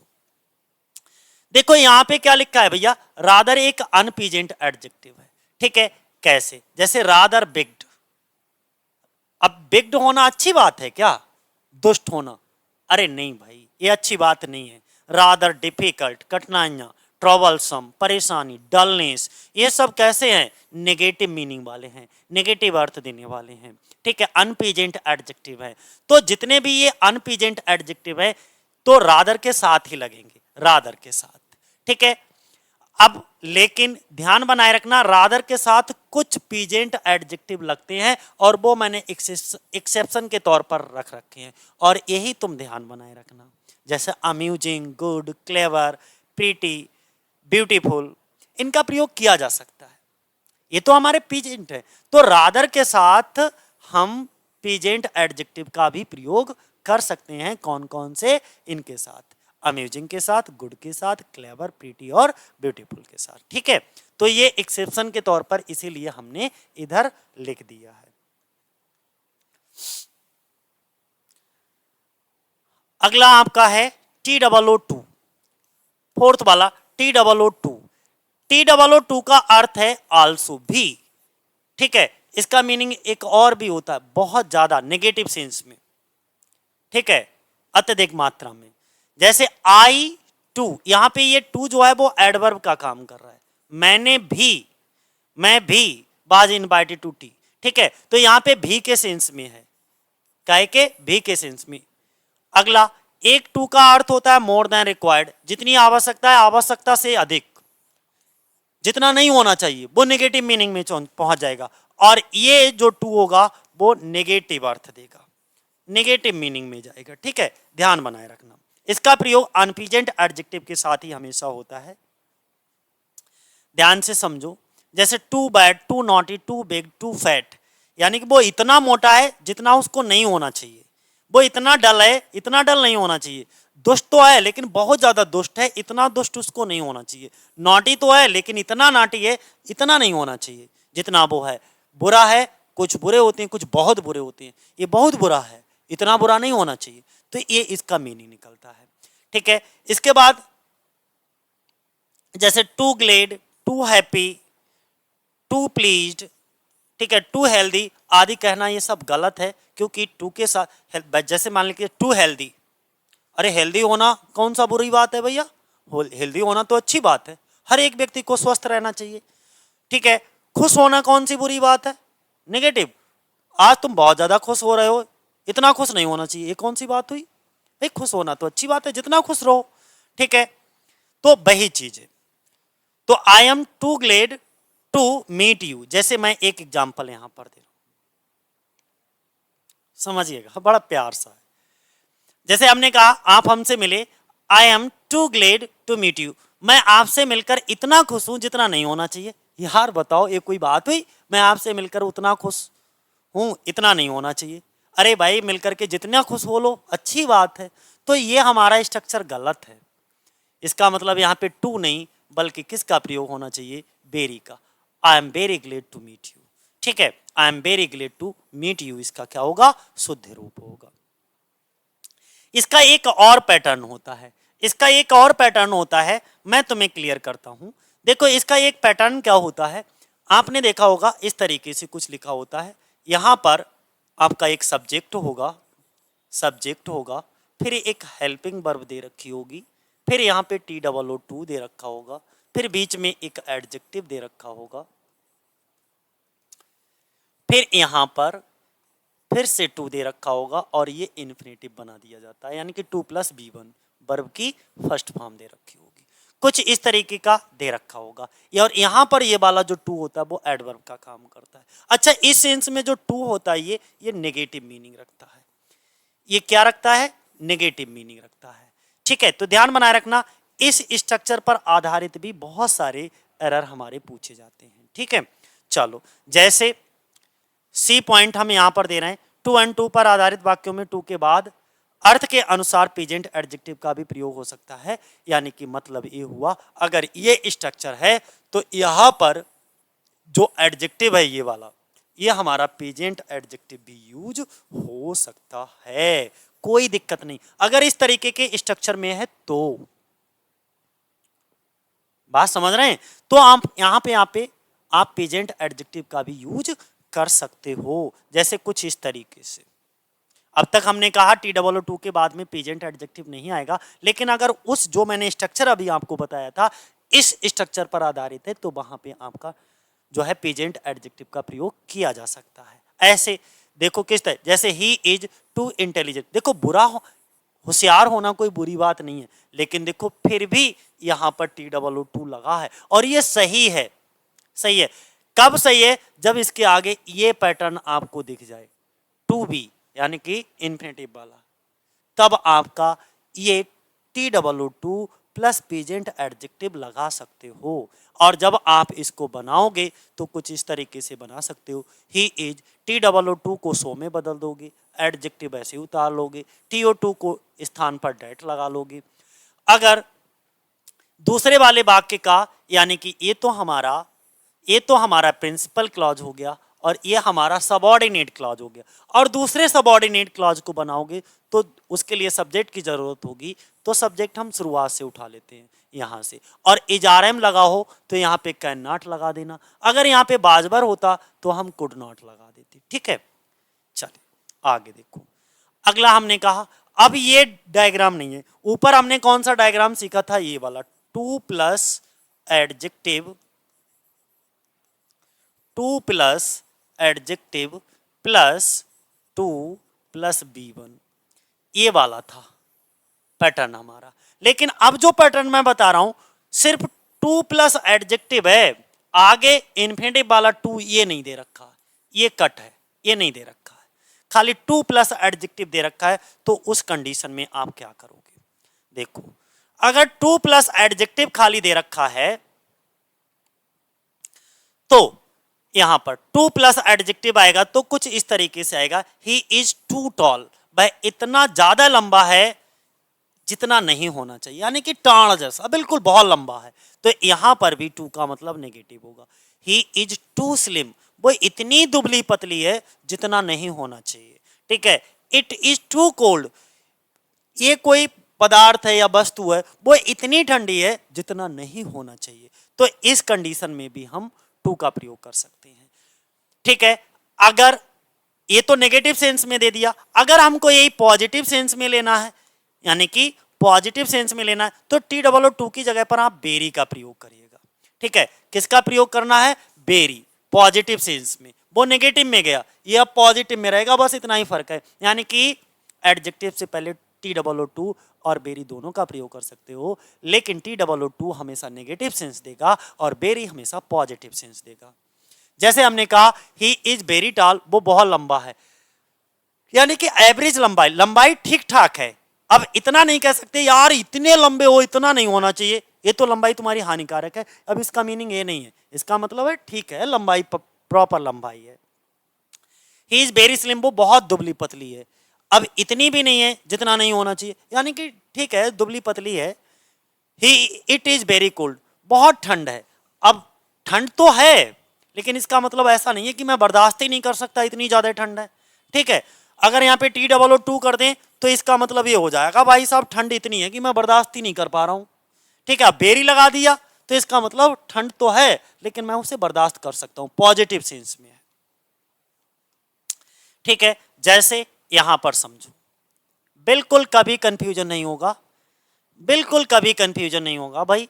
देखो, एक एक चीज को प्यार से समझ लेना, एक एक चीज को भाई प्यार से समझ लेना। हमने यहाँ पे लिखा जैसे बेरी प्लस एडजेक्टिव, और फिर मैंने कहा टू प्लस एडजेक्टिव भी यूज हो सकता है। बेरी प्लस एडजेक्टिव कब होगा?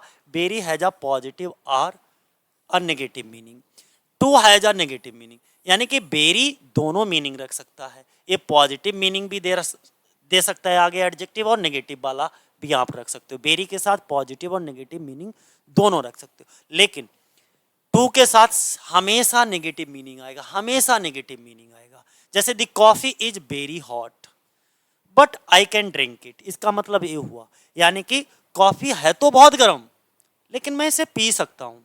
अगर जैसे हम बेरी की जगह पे टू लगाएंगे तो इसका मतलब ये हो गया कि कॉफी इतनी गर्म है मैं उसे पी ही नहीं सकता। अब ये नेगेटिव मीनिंग में पहुंच गया, यानी कि कॉफी को पीना इम्पॉसिबल है, पॉसिबल ही नहीं है। ठीक है। यहां पर पॉसिबल है। अब T double O too plus adjective for someone infinitive होगा, वो हम बता चुके हैं। The coffee is too hot to drink, इसका मतलब कॉफी इतनी ज्यादा गर्म है कि इसको पिया नहीं जा सकता। यहां पे the coffee is too hot for me to drink, इसका मतलब क्या हुआ कि कॉफी हमारे लिए इतनी गर्म है कि इसको पिया नहीं जा सकता। ठीक। तो ये चीज है to plus adjective, someone plus infinitive इसके साथ जरूर होगा, इन्फिनेटिव, तब यहाँ पे पॉजिटिव और नेगेटिव दोनों मीनिंग आ सकते हैं। पांचवा मीनिंग देखो क्या है। पांचवा हमने कहा सो, पांचवा पॉइंट है हमारा सो को समझो। सो में बड़ा कंफ्यूजन हो, सो का प्रयोग बेरी के स्थान पर नहीं हो सकता, सो के बाद डेट का एवं टू के बाद TO2 का प्रयोग किया जाता है, समझो। जैसे आई एम सो हैप्पी इनकरेक्ट है, आई एम सो हैप्पी नहीं बोल सकते। बोलचाल की भाषा में हम लोग बोलते हैं आई एम सो हैप्पी, नहीं आई एम वेरी हैप्पी कहिए। क्या कहोगे? आई एम वेरी हैप्पी। अगर सो हैप्पी कहोगे तो इसके साथ आपको एक कंजक्शन वर्ड डेट और इसके बाद एक क्लॉज जोड़ना पड़ेगा। जैसे तीसरा सेंटेंस मैंने समझाने के लिए आपको यहां पर लिखा है कि I am so happy that I am unable to control my feelings, मैं इतना हैप्पी हूं कि मैं अपनी फीलिंग्स को कंट्रोल नहीं कर सकता। तो यहां पर सो के साथ पेयरिंग के रूप में क्या आएगा? डेट आएगा, तब आप सो का प्रयोग कर सकते हो। ठीक है, सो डेट। अगला देखिए, इनफ। इनफ शब्द, हमने यही शब्द की बात कर रहे थे। इनफ एक ऐसा शब्द है जिसके आगे लगा दो उसी की विशेषता बताने लगता है भाई, जिसके आगे इसको रख दो।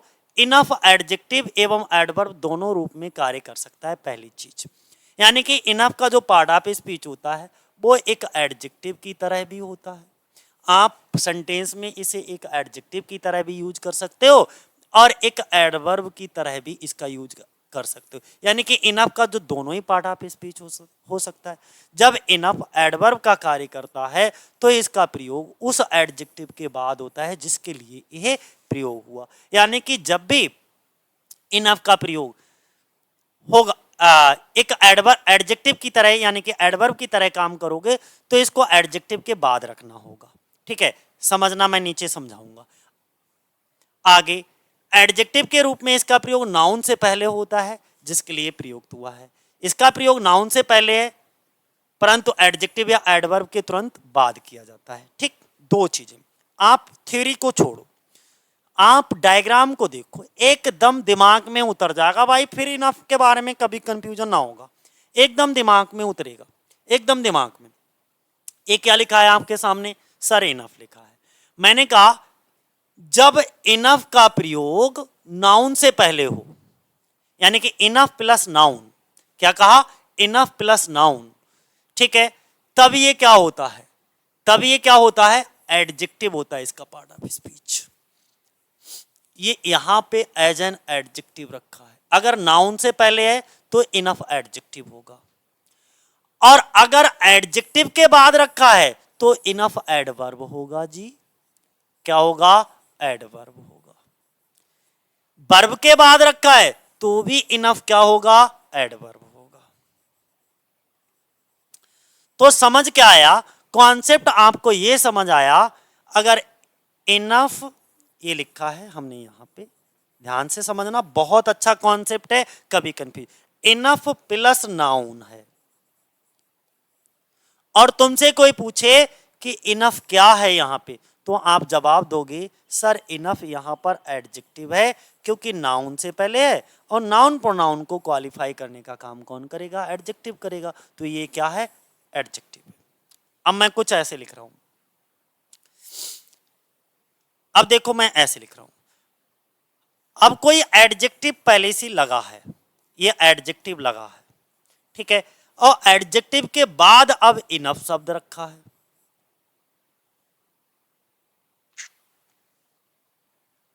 ये एडजेक्टिव हो गया, फिर से लिख लेता हूं, ये एडजेक्टिव हो गया और इसके बाद ये इनफ हो गया। ठीक है, अब मैं कहूं कि इस इनफ का पार्ट ऑफ स्पीच क्या है, तो आप इसको, अब आप इसे एडवर्ब बोलोगे। एडजेक्टिव कहने की गलती, क्योंकि एडजेक्टिव को क्वालिफाई एडजेक्टिव नहीं करता, एडजेक्टिव को विशेषता बताने का काम कौन करता है? एडवर्ब करता है। तो एडजेक्टिव के बाद अगर शब्द इनफ रखा है तो ये क्या होगा? एडवर्ब होगा। अच्छा, वर्ब के बाद भी रखा है इनफ शब्द तो भी ये एडवर्ब होगा। ठीक है, जैसे वाक्य में सेंटेंस देखो, कंफ्यूजन नहीं होगा। हमने कहा, अब यहां पर देखिए, मैं थोड़ा बड़ा कर लेता हूं, देखो हमने कहा आई अर्न इनफ मनी। हम आपसे पूछें यहां पर इनफ का पार्ट ऑफ स्पीच बताओ क्या है, तो आप क्या बताओगे? सर आप कहोगे यहां पर इनफ जो है वो एडजेक्टिव है। क्या है? एडजेक्टिव है। आई हैव इनफ चेयर्स, यहां पर चेयर हमारा नाउन है और नाउन से पहले इनफ लगाए तो इनफ क्या होगा? सर ये एडजेक्टिव होगा। क्या होगा? एडजेक्टिव होगा। ठीक, दूसरा इनफ देखो, this place is big enough, तो दिस प्लेस तो हमारा क्या हो गया? नाउन हो गया, यहां पर ये नाउन है। ठीक है, ये पजेसिव एडजेक्टिव है या डेमोस्ट्रेटिव एडजेक्टिव है, सॉरी, क्या है? Demonstrative adjective. और ये प्लेस हमारा क्या हो गया? नाउन हो गया। इज हमारी लिंकिंग वर्ब है और ये हमारा एडजेक्टिव है बिग।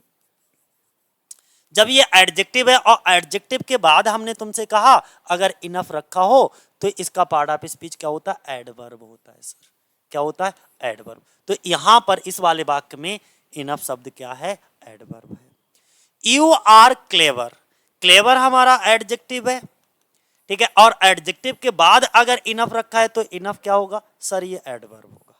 ठीक है, तो यही बात मैं समझाना चाह रहा हूं कि नाउन से पहले इनफ प्लस नाउन है तो इनफ एडजेक्टिव होगा, और एडजेक्टिव प्लस इनफ है तो इनफ हमारा एडवर्ब होगा।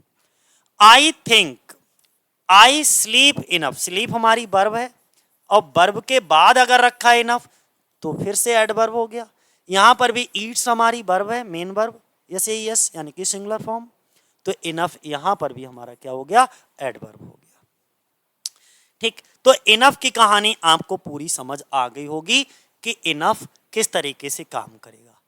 ठीक है, 6 पॉइंट आपको अच्छे से समझ आ गए होंगे। जैसे कुछ एग्जाम्पल यहां पर देख लेते हैं। सी इज, जरा हमें बताओ इसमें क्या है।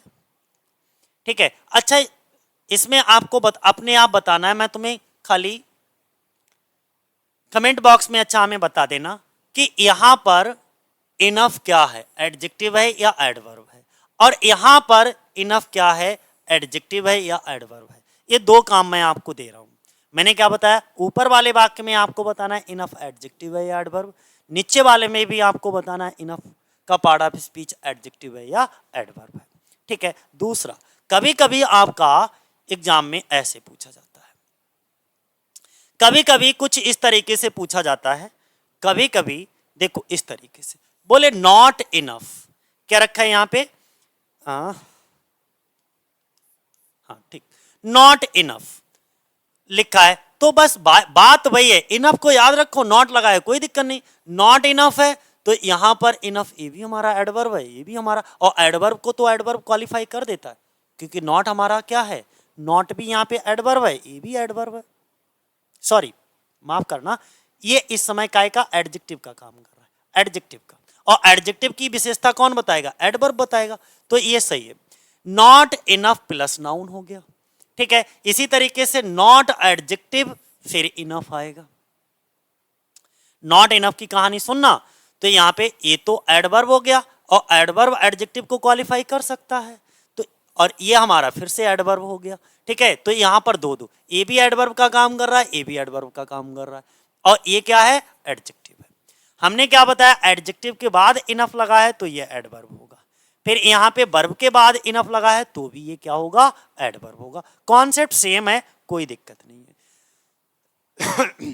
देखो पॉइंट नोट कर लो, इनफ के पहले हमेशा एडजेक्टिव या एडवर्ब की पॉजिटिव डिग्री का प्रयोग होता है, चाहे वो भाई डिग्री हमारी दो ही की बनती है, एडजेक्टिव या एडवर्ब, लेकिन इनफ से पहले हमेशा पॉजिटिव डिग्री का यानी कि उसकी बेस फॉर्म ही आएगी, कंपैरेटिव या सुपरलेटिव डिग्री नहीं आएगी। ठीक, चलो जरा एक एरर समझो, एक मैंने एरर उठाया है, जरा समझो। ही इज फास्टर इनफ, क्या ये सही है? अभी अभी हमने बताया इनफ से पहले क्या नहीं आ सकता, बोले सर इनफ से पहले हमेशा बेस फॉर्म आएगी डिग्री की, डिग्री की हमेशा बेस फॉर्म आएगी, लेकिन ये तो कंपैरेटिव है फास्टर, तो ये फास्ट होना चाहिए, क्या होना चाहिए, फास्ट, ई आर हटा दो। ठीक, क्या होना चाहिए, फास्ट। अब यहां पर देखो इनफ ये लगा है, इनफ से पहले हमने क्या बताया था, बेस फॉर्म होना चाहिए सर, क्या होनी चाहिए, बेस फॉर्म होनी चाहिए, ये तो हमारी सुपरलेटिव है तो इसकी बेस फॉर्म क्या होगी, ब्रेव होगी, तो ये हटा दो, बेस फॉर्म क्या होगी भैया इसकी, ब्रेव होगी। बातें इतनी क्लियर हो गई? ठीक है, चलो आगे देखो, आगे देखो, आगे क्या है, आगे अगर हम बात करें अगले कॉन्सेप्ट की, अगला कॉन्सेप्ट हमारा क्या कहता है, अगला कॉन्सेप्ट हमारा कहता है, देखो यहां पर अगला कॉन्सेप्ट हमारा कहता है कि TOO2 प्लस एडजेक्टिव। ठीक है, देखो TO2 प्लस एडजेक्टिव ऊपर ही बता चुके हैं, 2O2 प्लस एडजेक्टिव लगेगा, टू मच और मच टू आगे हम लाएंगे, ध्यान रखना ये भी बड़ा प्यारा कॉन्सेप्ट है, टू मच और मच टू वाला। ठीक है, देखो कहीं पर भी टू मच लगा हो, कहीं पर भी टू मच लगा हो तो इसके बाद नाउन आएगा, क्या आएगा, noun, to much plus noun. यहां पर देखो टू मच के बाद अनकाउंटेबल नाउन आएगा, या टू मच जो हमेशा रखा होगा वो वर्ब के बाद रखा होगा। दो चीजें, या तो आफ्टर बार आप इसका प्लेस पोजीशन डिसाइड कीजिए, या टू मच के बाद अनकाउंटेबल नाउन रखिए। जैसे you have too much free time, ठीक है, तो ये टाइम इसमें नाउन हो गया, ये हमारा जो है एडजेक्टिव का काम करने लगेगा, और टू मच जो है वो क्या है, हमारा एडवर्ब का काम करेगा। ठीक है, यू वर्क, ये हमारी वर्ब हो गई। हमने कहा टू मच की प्लेस पोजीशन या तो आपकी नाउन से पहले होगी, अनकाउंटेबल नाउन से पहले, या वर्ब के बाद होगी।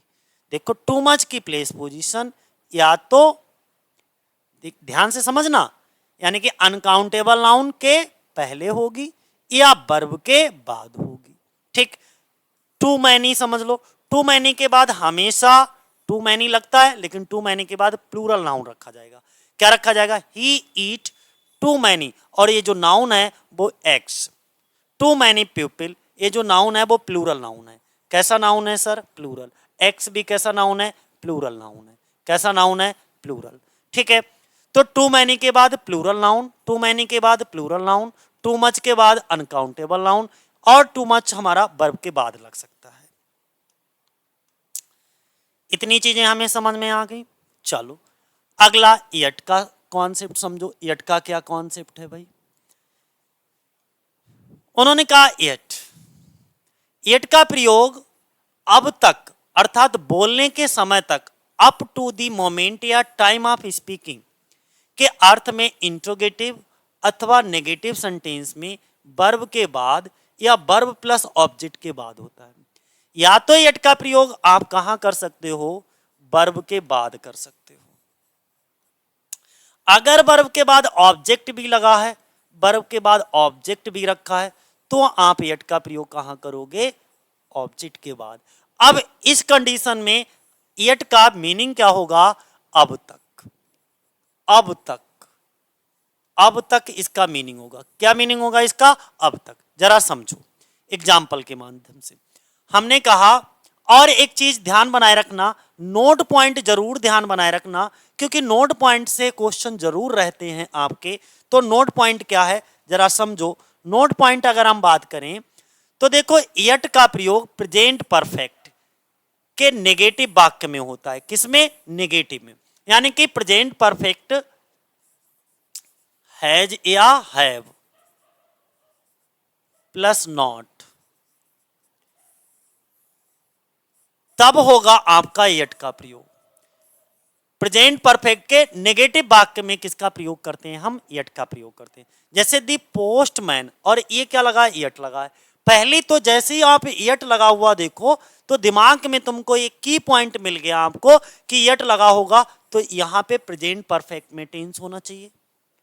अगर वाक्य में यट मिल गया तो टेंस किस में होना चाहिए सर, प्रेजेंट परफेक्ट में। ये तो प्रेजेंट पास्ट इंडेफिनिट में है क्योंकि डिड नॉट लगा है।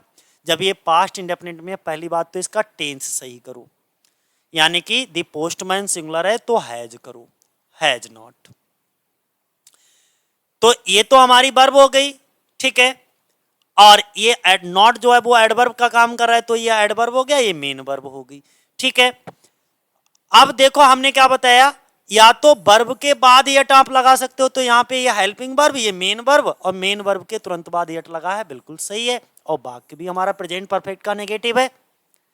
अगला देखो, didn't the postman come yet, गलत है। एक तो डिडंट नहीं आएगा, पास्ट इंडेफिनिट नहीं, प्रेजेंट परफेक्ट हमें चाहिए, तो प्रेजेंट परफेक्ट करो, और बाकी वर्ब के बाद ऐसे, ठीक है। अगर ऑब्जेक्ट होता है यहां पे कहीं लगा हुआ, तो हम यट का प्रयोग कहां करते, ऑब्जेक्ट के बाद करते, ठीक है। अभी भी नहीं समझ में आया तो इस डायग्राम से समझो, कभी कंफ्यूजन होने ही नहीं दूंगा, ठीक है। देखो एक यट ये दे रखा है, इसका वर्ड ऑर्डर क्या होता है, वर्ड ऑर्डर हमेशा कुछ इस तरीके का होगा। यहाँ पे वर्ब लगी होगी, अगर ऑब्जेक्ट है तो ऑब्जेक्ट के बाद यट जाएगा, जैसे। और प्रेजेंट परफेक्ट में वाक्य होना चाहिए, वो भी नेगेटिव में होना चाहिए, ठीक है। तो देखो प्रेजेंट परफेक्ट है और नेगेटिव भी है। अच्छा, इसका या तो ये वर्ब के बाद होगा, तो देखो वर्ब के बाद है। अब यहाँ पे देखो, he has not, present perfect में है, नेगेटिव भी है, वर्ब भी लगी है, और ऑब्जेक्ट भी लगा है। देखो ये हमारा ऑब्जेक्ट है, तो हमने कहा या तो वर्ब के बाद, वर्ब के बाद अगर ऑब्जेक्ट है तो ऑब्जेक्ट के बाद एट का प्रयोग करोगे। ये दोनों ही वाक्य हमारे कैसे हैं, सही है, कोई दिक्कत नहीं। ये तो वर्ब वाला कॉन्सेप्ट हो गया। अगर यट एडजेक्टिव के साथ है, अब दूसरा कॉन्सेप्ट कभी मत भूलना, एक एक चीज को मैंने क्या कहा मैं बिल्कुल क्लियर कर दूंगा डायग्राम के माध्यम से, कोई कंफ्यूजन नहीं होने दूंगा। अगर ये तो वर्ब की कहानी हो गई, ठीक है, वर्ब के साथ, लेकिन अगर एडजेक्टिव के साथ लगाए तो एडजेक्टिव के तुरंत बाद यट जाएगा भैया, एडजेक्टिव के तुरंत बाद, ठीक है। जैसे fortunately they are not bored, ठीक है, यट। अब यहां पे जो है ये यट सही है।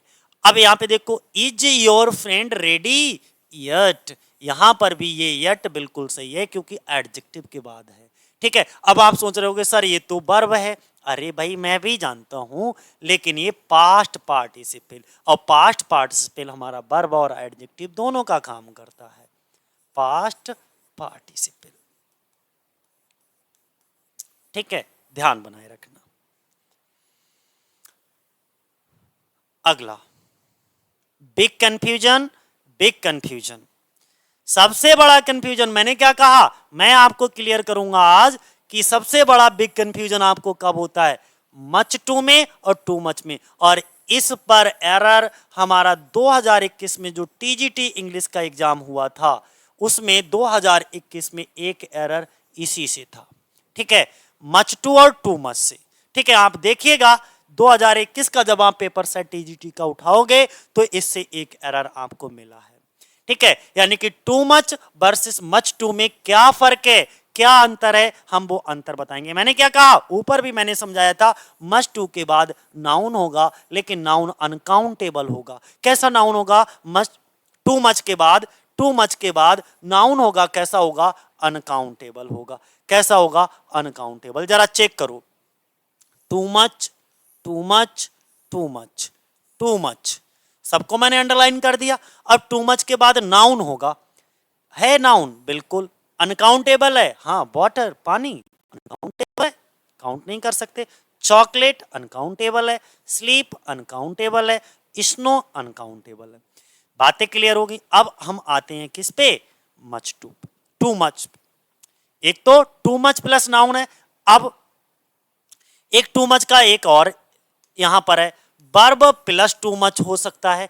एक तो टू मच प्लस नाउन, एक वर्ब प्लस टू मच हो सकता है। जैसे it is raining, it is raining, तो ये हमारी वर्ब है, वर्ब प्लस टू मच हो सकता है, वर्ब प्लस ये वर्ब है भैया, और ये इसके बाद टू मच। यानी कि टू मच के दो कॉन्सेप्ट आपको याद बनाए रखना है दद्दा, दो कॉन्सेप्ट आपको याद बनाए रखना है। कौन से, काय के, टू मच के, टू मच के बाद में क्या होगा, नाउन होगा। ऐसे याद ना रखो तो एक की ट्रिक है, टू मच, एम के बाद क्या आता है, N, M N, M N, M N, ठीक है, एम के बाद एन, यानी कि टू मच के बाद नाउन, टू मच के बाद नाउन, और वर्ब प्लस टू मच हो सकता है। अब मच टू कब होगा, मच टू के बाद भैया, मच टू, ये तो टू मच था, अब हमने इसको ऐसे लिखा, मच टू के बाद भाई एडजेक्टिव होगा। हम इसके पीछे की कहानी समझाते हैं क्यों होगा, समझो,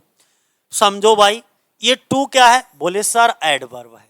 टू क्या है सर, एडवर्ब है। ये एडजेक्टिव क्यों आएगा, क्योंकि एडजेक्टिव की विशेषता कौन बताने का काम करता है, एडवर्ब। कौन बताने का काम करेगा, एडवर्ब। इसलिए मच टू के बाद एडजेक्टिव आएगा, क्योंकि एडवर्ब जो होता है ना, मेनली तीन की विशेषता बताता है, वर्ब, एडजेक्टिव और एडवर्ब की, ठीक है। तो एडजेक्टिव से पहले क्या लगा होगा, एडवर्ब, इसलिए मच टू। तो मच टू के बाद क्या आएगा, एडजेक्टिव आएगा, ठीक है। तो एक कॉन्सेप्ट देखो कितना प्यारा सा कॉन्सेप्ट है, कभी नहीं भूलोगे भाई। एक आध नहीं, मैंने तो कई एग्जाम्पल लिए हैं, आप देखो, मच टू और इसके बाद अनप्रेजेंट एडजेक्टिव होगा। यानी कि देखो पहले मच टू को मैं अंडरलाइन करता हूं, एक दो, much too, much too, much too, much too, much too, इसी तरीके से ये सभी मैंने अंडरलाइन कर दिए। इनके बाद क्या आएगा, नाउन नहीं आएगा भाई, नाउन नहीं आएगा, क्या आएगा, एडजेक्टिव आएगा, एडजेक्टिव आएगा। हार्ड क्या है, एडजेक्टिव है। फास्ट क्या है, एडजेक्टिव है। एक्सपेंसिव क्या है, एडजेक्टिव है। हैवी क्या है, एडजेक्टिव है। तो मस्ट टू के बाद क्या आएगा, एडजेक्टिव आएगा। डिफिकल्ट एडजेक्टिव है, एक्सपेंसिव एडजेक्टिव है। Much too heavy, heavy adjective है। मच टू पेनफुल एडजेक्टिव है। इसका एडवर्ब क्या होगा, पेनफुली। ठीक है, मच टू केयरलेस एडजेक्टिव है, केयरलेसली एडवर्ब हो जाएगा। तो much too adjective, much too adjective. क्या समझ में आया, टू मच के बाद नाउन और मच टू के बाद एडजेक्टिव। मस्ट टू के बाद एडजेक्टिव या एडवर्ब, दोनों दोनों के कॉन्सेप्ट समझ लो। ठीक है, ये एडवर्ब भी हो सकता है। अब much too rapidly, much too quickly, तो क्या समझ में आया, टू मच का too much plus noun verb plus too much हो सकता है। अब मच टू पे आ जाओ, मच टू प्लस एडजेक्टिव और मच टू प्लस एडवर्ब, यानी कि मच टू एडजेक्टिव और एडवर्ब दोनों हो सकते हैं। ठीक है, चलो टू मच और मच टू में अब मुझे लग रहा है कोई भी आपके अंदर कोई कंफ्यूजन नहीं होगा। अब मैं बात कर रहा हूं सम अदर रूल्स, कुछ अन्य रूल हैं जहां से हमारे पूछ लिए जाते हैं। जैसे रूल नंबर 1 हमारा कहता है एल्स के साथ हम किसका, एल्स के बाद बट का प्रयोग करेंगे। ठीक है, एल्स के बाद हम किसका प्रयोग करेंगे, बट। एल्स बट, एल्स के बाद बट। और रादर, अदर, अदरवाइज, तीन शब्द हैं, 1 2 3। रादर, अदर, अदरवाइज के बाद हम देन का प्रयोग करेंगे। समझ में आया, एल्स के बाद बट, रादर, अदर, अदरवाइज के साथ देन। चलो बताओ एरर, ये हैं तुम्हारे सामने,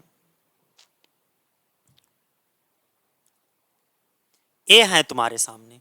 ठीक है, हमने कहा रादर के साथ देन, सही है, बिल्कुल सही है, कोई दिक्कत नहीं है। ठीक है, हमने कहा, फिर से हमने बताया इल्स के साथ देन नहीं आता भैया, इल्स के साथ देन नहीं आता, इल्स के साथ क्या आता है, बट। इल्स के साथ बट, तो देन को रिमूव कर दो, बट लगा दो। ठीक है, आपको यूज करना है किसका, बट का, किसके स्थान पर, देन के स्थान पर। फिर यहां पर देखते हैं अदर, अदर के साथ भी क्या आता है, देन, लगा क्या है, बट। बस तुरंत एरर देखो, अदर के साथ क्या आता है, देखो तीन शब्द हैं, रादर, अदर, अदरवाइज के साथ भैया देन लगाइएगा। तो हमने क्या बताया, अदर मिल गया हमको, अदर के साथ क्या आएगा, देन। क्या नहीं आएगा, बट नहीं आएगा। बट किसके साथ आता है, इल्स के साथ। ठीक है, तो बट को यहां से रिमूव कर दो। इसके बाद में इल्स आ गया, देखो इल्स, इल्स के साथ हमने क्या कहा, बट आना चाहिए। क्या आना चाहिए, बट आना चाहिए। ठीक है, इल्स के साथ क्या आना चाहिए, बट आना चाहिए। बट यहां पे लगा क्या है, देखो Rohit has no one else to talk to except, except नहीं आना चाहिए। ठीक है, एक्सेप्ट हटा दो, एक्सेप्ट हटा दो। ठीक है, एक्सेप्ट की जगह पर, इल्स की जगह पर क्या आएगा भैया हमारा, बट आएगा, बट आएगा, बट, बट, बट। इल्स के साथ क्या आएगा, बट, एक्सेप्ट हटेगा। ठीक है, तो अब आपको समझ में आ गया होगा कि इल्स के साथ हमको बट लगाना है, रादर, अदर और अदरवाइज के साथ हमको देन लगाना है। ठीक, रूल नंबर 2, रूल नंबर 2 क्या कहता है रूल नंबर 2 हमारा कहता है, ध्यान से समझो, रूल नंबर 2 कहता है एडवर्ब्स हैं, कुछ एडवर्ब के हमने नाम लिखे, ये सभी एडवर्ब कैसे हमारे नेगेटिव एडवर्ब हैं। ये सभी एडवर्ब कैसे हमारे नेगेटिव एडवर्ब हैं, जैसे कौन कौन से, seldom, nowhere, never, nothing, hardly, scarcely, neither, बेयरली, rarely का अर्थ पहले से ही नेगेटिव होता है। सर पहले से ही नेगेटिव होता है, तो इनके साथ किसी दूसरे नेगेटिव वर्ड का हमको इस्तेमाल नहीं करना है। भाई जब ये शब्द पहले से ही नेगेटिव है तो हमें किसी और नेगेटिव वर्ड की जरूरत नहीं है। और देखना एरर आप नहीं पहचान पाओगे, लेकिन इसको अगर समझ लिया, सुन लिया, एरर अपने आप पहचान लोगे। हमने कहा आई रेयरली, रेयरली शब्द कैसा है सर, नेगेटिव है। कैसा है, नेगेटिव है, बोले। ठीक है, रेयरली शब्द हमारा कैसा है, नेगेटिव है। जब ये पहले से नेगेटिव है तो क्या हमें नो लगाने की जरूरत है और दूसरा हमें नेगेटिव वर्ड देने की जरूरत है, नहीं है। तो यहां पे नो की जगह पे आपको नो हटा करके एनी करना होगा, वाक्य सही हो गया। हार्डली नेगेटिव वर्ड है, हार्डली शब्द हमारा नेगेटिव वर्ड है। जब ये नेगेटिव वर्ड है तो इसके साथ नथिंग लगाने की जरूरत है, नहीं है। नथिंग की जगह पर एनीथिंग कर दो, नथिंग की जगह पर एनीथिंग कर दो, वाक्य सही हो जाएगा। यानी कि जब एक नेगेटिव वर्ड अगर पहले से लगा है तो इसके बाद दूसरा नेगेटिव वर्ड हमें देने की आवश्यकता नहीं है, डबल नेगेटिव बनाने की जरूरत नहीं है। वैसे जब ये नेगेटिव वर्ड पहले से ही है तो हमें नेगेटिव के साथ और एक चीज देखो, एरर नेगेटिव है, जब ये नेगेटिव है तो नेगेटिव के साथ सम का प्रयोग नहीं कर सकते, नेगेटिव के साथ हमेशा एनी का प्रयोग होता है। भाई सम का प्रयोग, सम और एनी के बीच में आपने डिफरेंस समझा होगा, एडजेक्टिव में मैं पढ़ा चुका हूं। सम पॉजिटिव में यूज होता है पॉजिटिव सेंस में, और एनी का प्रयोग नेगेटिव सेंटेंस के साथ करते हैं। ठीक है, एनी का प्रयोग नेगेटिव और इंट्रोगेटिव होता है। तो भैया जब ये नेगेटिव है तो यहाँ पे सम नहीं आएगा, क्या आएगा, एनीबॉडी आएगा। क्या आएगा सर, एनीबॉडी आएगा। तो सम की जगह पर एनीबॉडी कर दो। ठीक है, इस तरीके से एरर आपके आएंगे, लेकिन अगर आप इन चीजों को कई बार देख लोगे तो कभी कोई कंफ्यूजन नहीं होगा, यकीन मानो। रूल नंबर 3 क्या है, नेगेटिव शब्द जैसे नॉट, नेवर का प्रयोग deny, forbid, unless, until, lest, too and to, both के साथ ना करें, क्योंकि भाई ए भी नेगेटिव है, नेवर भी नेगेटिव है। अच्छा, डिनाई करना, मना करना, फॉरबिड इसका भी मना करना होता है, अनलेस, अनटिल, लेस्ट कहीं ऐसा ना हो कि टू एंड टू भी नेगेटिव सेंस में होता है, बोथ भी नेगेटिव। तो जब ये नेगेटिव सेंस, ये शब्द ही नेगेटिव हैं तो इनके बाद दूसरे नेगेटिव शब्दों का प्रयोग नहीं होगा। फिलहाल ऐसे समझ लो, बहुत पूछा जाता है, डिनाई है, फॉरबिड है, अनलेस है, अनटिल है, लेस्ट है। ठीक है, लेस्ट के साथ हमेशा शुड का प्रयोग करना, टू एंड टू है, बोथ है, इनके साथ कभी भी नॉट और नेवर का प्रयोग नहीं होगा, नॉट और नेवर का प्रयोग नहीं होगा। ये देखो डिनाई लिखा है, डिनाइड, नॉट का प्रयोग नहीं होगा, हटा दो, नहीं होगा। तो देखो बोथ है, बोथ के साथ नॉट का प्रयोग नहीं होगा, हटा दो, नहीं होगा। नाइदर करो, फिर नाइदर ऑफ अस। ठीक है, बातें क्लियर हो रही हैं। यहां पर अनलेस है, नॉट का प्रयोग नहीं होगा, हटा दो, इसके साथ नॉट का प्रयोग नहीं होगा। इधर नहीं, नहीं तो इधर भी पहुंच जाओ, ये वाला नॉट सही है, ये वाला नॉट सही है। ठीक है, इस अनलेस के साथ ये नॉट नहीं आएगा। ठीक है, यानी कि बाकी कुछ ऐसा बनेगा। ठीक है, चलो नेक्स्ट। रूल नंबर 4 क्या कहता है हमारा, रूल नंबर 4 कहता है कि एडवर्ब एज, एज का प्रयोग नीचे दिए गए वर्ब के साथ किया जा सकता है। कौन कौन से वर्ब के साथ एज का प्रयोग किया जा सकता है, regard as, describe as, define as, treat as, view as, know as, इनके बाद एज का प्रयोग होगा, इनके बाद प्रयोग होगा। लेकिन बी पॉइंट हमारा क्या कहता है कि एडवर्ब एज का प्रयोग नीचे दिए गए वर्ब के साथ नहीं होगा, ऊपर वाली वर्ब के साथ होगा भैया। Regard, describe, define, treat, view, know, इनके बाद एज का प्रयोग होगा। लेकिन ये वाली देख लो, ये वाली name, elect, think, consider, call, appoint, make, choose, इनके साथ भाई एज का प्रयोग करने की गलती नहीं करना है, एज का प्रयोग नहीं होगा। ठीक है, बातें इतनी समझ में आई क्या? अब समझो, रिगार्ड, रिगार्ड के साथ हमने कहा एज का प्रयोग होगा, तो हिम के बाद एज लगा दो, regard him as my brother. समझ गए? Biology has been defined, define के बाद में एज का प्रयोग होगा, तो देखो डिफाइंड के बाद एज लगा दो, डिफाइंड एज। ठीक है, कंसीडर, कंसीडर के बाद देखो कंसीडर शब्द ये आया, इनके बाद एज का प्रयोग नहीं होगा, तो यहां से हटा दो। कंसीडर के बाद कंसीडर वर्ब लिखी है तो एज ये अपने साथ नहीं लेगा। ठीक है, फिर समझो कॉल्ड, कॉल के साथ, कॉल के साथ ये लिखा है, कॉल के साथ एज का प्रयोग होगा, बोले सर नहीं होगा, तो कॉल के साथ इन्होंने तो एज लिख रखा है, एज का प्रयोग नहीं होगा, हटा दो। अगला नेक्स्ट देखो, उन्होंने कहा अपॉइंटेड, अपॉइंटेड के साथ एज का प्रयोग होगा, अरे रिमूव कर दो भैया, अपॉइंट के साथ एज का प्रयोग नहीं होगा, थिंक के साथ एज का प्रयोग नहीं होगा, नहीं होगा, रिमूव कर दो, रिमूव कर दो इसे। ठीक है, तो अब आपको ये चीजें क्लियर होगी कि किसके साथ हमें एज का प्रयोग करना है और किसके साथ हमको एज का प्रयोग नहीं करना है। रूल नंबर 5 हमारा क्या कहता है, वाक्य में एडवर्ब के बाद हेल्पिंग वर्ब का प्रयोग करें और फिर सब्जेक्ट का, यानी कि इसमें इन्वर्जन का प्रयोग होता है। अगर आपने इन्वर्जन के रूल्स को पढ़ रखा है तो ये रूल आपको बेहतरीन समझ आएगा। यहाँ इन्वर्जन होगा, ठीक है। इन्वर्जन कैसे होता है, एक पार्सली इन्वर्जन होता है, एक कंप्लीटली इन्वर्जन होता है। तो हम ये आपको थोड़ा पार्सली इन्वर्जन के बारे में थोड़ा सा बताते हैं, बाकी इन्वर्जन का टॉपिक एकदम अलग से रहेगा, मैं कंप्लीट टॉपिक पढ़ाऊंगा इन्वर्जन का, ठीक है। कहीं कोई कंफ्यूजन नहीं होगा, लेकिन यहाँ पर समझ लो थोड़ा सा आ गया है। जैसे अगर सेल्डम आ जाए, नेवर आ जाए, हार्डली आ जाए, रेयरली आ जाए, स्कार्सली आ जाए, से शुरू होने वाले वाक्यों में इन्वर्जन का प्रयोग होता है। इन्वर्जन में क्या होता है, ये सभी शब्द लिखोगे पहले, जैसे seldom, never, hardly, rarely, scarcely शब्द लिखे। इसके बाद आपको एक हेल्पिंग वर्ब लिखना होगा, जैसे मैं सेल्डम लिख लेता हूं, यहां पर आपको सेल्डम लिखा, और इसके बाद आपको हेल्पिंग वर्ब और फिर सब्जेक्ट लगाना पड़ेगा, ये इन्वर्जन होगा, ठीक है। इस तरीके का इन्वर्जन होगा, बस यही करना है। और इसके बाद आपकी मेन वर्ब जाएगी, इसके बाद आपकी मेन वर्ब जाएगी। जरा देखो, सेल्डम के बाद क्या हेल्पिंग वर्ब आई है, नहीं आई है, इसका मतलब यहाँ पे इन्वर्जन नहीं हुआ, ये वाक्य गलत हो गया। सही वाक्य क्या है, सेल्डम फिर हेल्पिंग वर्ब, इसके बाद सब्जेक्ट फिर मेन वर्ब होना चाहिए, ये वाक्य बिल्कुल सही है। देखो नेवर लगा है, नेवर के साथ इन्वर्जन होगा, नेवर के साथ इन्वर्जन होगा, तो सेल यहाँ पे नहीं, सब्जेक्ट के बाद नहीं, सब्जेक्ट से पहले होना चाहिए, यहाँ पर होना चाहिए, यहाँ पे, ठीक है। यानी कि क्या होना चाहिए, never shall I go there, ठीक है। यानी कि नेवर हेल्पिंग वर्ब फिर सब्जेक्ट फिर मेन वर्ब।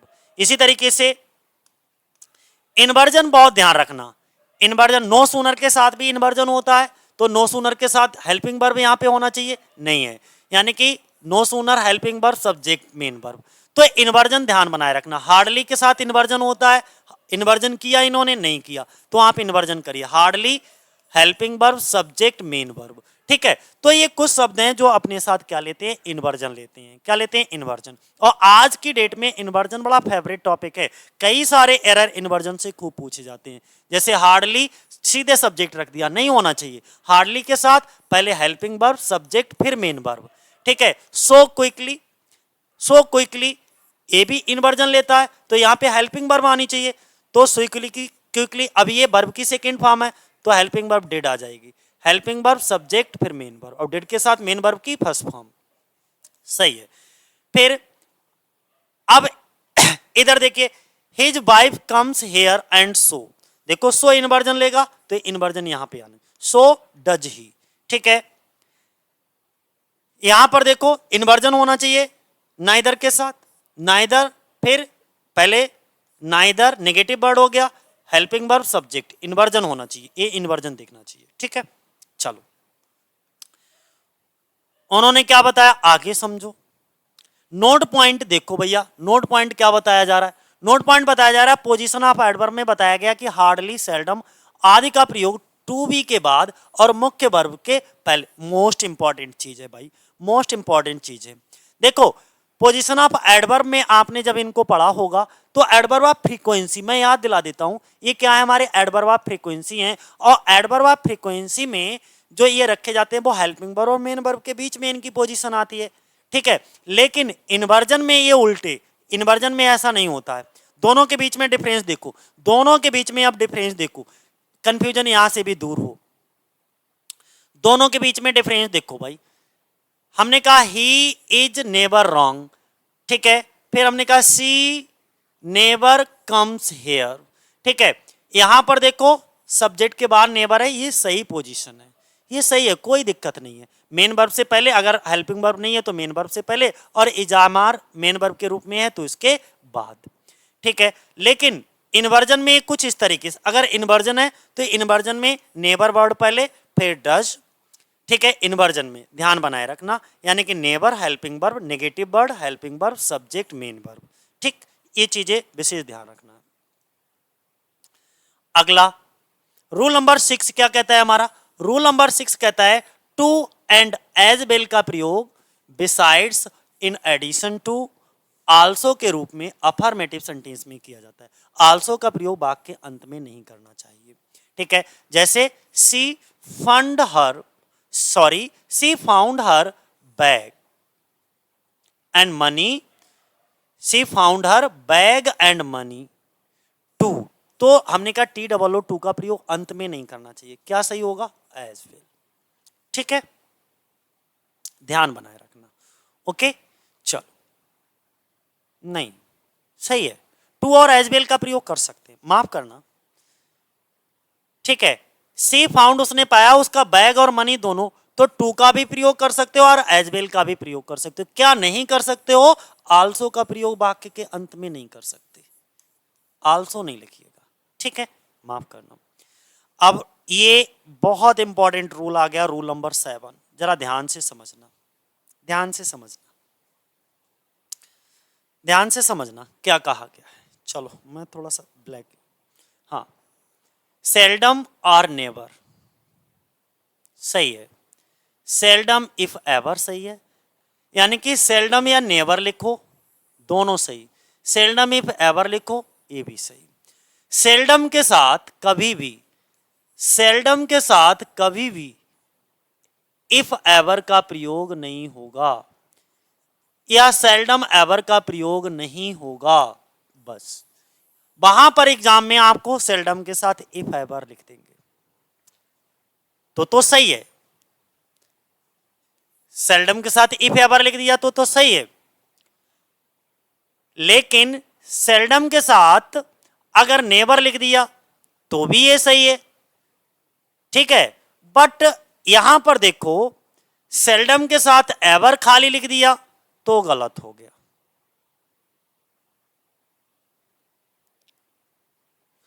लिटिल के साथ एनीथिंग कहना गलत होगा, बात समझिएगा। इनका प्रयोग किया जा सकता है, seldom never, seldom if ever का प्रयोग किया जा सकता है, little nothing, little if anything का प्रयोग किया जा सकता है, लेकिन सेल्डम के साथ एवर नहीं आएगा। सेल्डम के साथ क्या नहीं, अब मैं थोड़ा सा इसे कंफ्यूजिंग हो गया आपके लिए, थोड़ा समझो।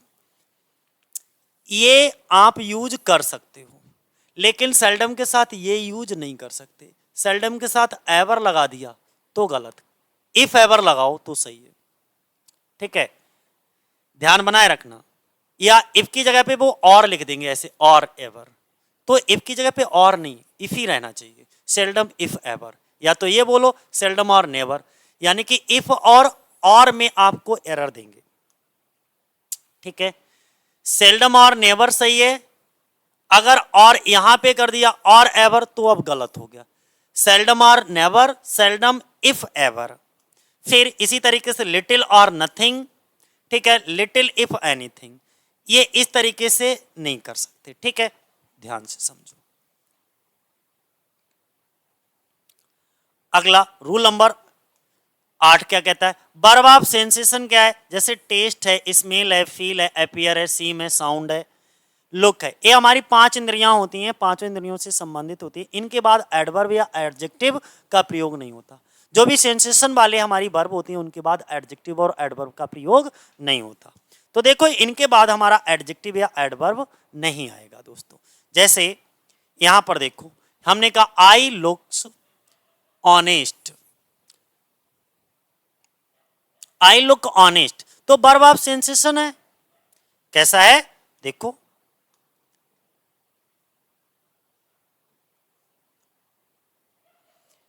ध्यान से समझो। हमने क्या बताया कि एडवर्ब का प्रयोग कभी नहीं करोगे, ठीक है, क्योंकि एडवर्ब क्या करता है? एक्शन। कोई वर्ब होगी, वर्ब की तो विशेषता बताएगा या एडजेक्टिव की विशेषता बताएगा या खुद एडवर्ब की विशेषता बता लेगा, ठीक है। नाउन प्रोनाउन की विशेषता बताने का काम कौन करेगा? एडजेक्टिव काम करेगा। तो हमें एडजेक्टिव की जरूरत पड़ेगी यहाँ पे, यानी कि एडजेक्टिव का प्रयोग हम कर सकते हैं। एडजेक्टिव का प्रयोग सेंसेशन वर्ड के बाद होगा। जैसे कोई भी हमारी वर्ब ऑफ सेंसेशन है, ये लिखी है verb of sensation, verb of sensation है। वर्ब ऑफ सेंसेशन के बाद हम एडजेक्टिव का प्रयोग कर सकते हैं, एडजेक्टिव का प्रयोग हम कर सकते हैं, ठीक है। किसका नहीं कर सकते? सर एडवर्ब का प्रयोग हम नहीं कर सकते, एडवर्ब का प्रयोग हम नहीं कर सकते, ठीक है, बस इतना ध्यान रखना। तो देखो I looks honest, I look honest, तो ऑनेस्ट क्या है? हमारा एडजेक्टिव है, बिल्कुल सही है। आई वर्क ऑनेस्टली, क्योंकि आई लुक मैं दिखता हूं, इसमें एक्शन तो हुआ नहीं। जब एक्शन नहीं हुआ तो हमें किसकी जरूरत पड़ेगी? एडजेक्टिव की, एडजेक्टिव की। और जहां एक्शन हो रहा हो वहां पे हमें एडवर्ब की जरूरत पड़ेगी। आई वर्क, अब देखो इसमें वर्क कार्य करने में आपको एक्शन करना पड़ेगा। जब कार्य करने का एक्शन होगा तो आपको एडवर्ब की जरूरत पड़ेगी। किसकी? एडवर्ब की। आई फेल्ट, ये सेंसेशन है, महसूस करना। इसमें एक्शन क्या है? मैं महसूस कर रहा हूं खड़े खड़े। एक्शन कहां से हुआ? जब एक्शन नहीं हुआ तो एडजेक्टिव। आई सिंग बैडली, और जब मैं गाऊंगा तो एक्शन करूंगा ना, और जब वर्ब में एक्शन दिखे, ठीक है, ऑर्डिनरी वर्ब हो, तो हमारी एडवर्ब। बस यही ध्यान रखना, जिस एक्शन वाली वर्ब के साथ हम एडवर्ब और सेंसेशन के साथ हम एडजेक्टिव। अगला देखो, कुछ अन्य वर्ब जिनके साथ एडवर्ब नहीं एडजेक्टिव का प्रयोग होता है, जैसे be, become, turn, get, grow, keep, make, prove. इनके साथ हम क्या लगाते हैं? एडजेक्टिव। क्या नहीं लगाते हैं? एडवर्ब नहीं लगाते।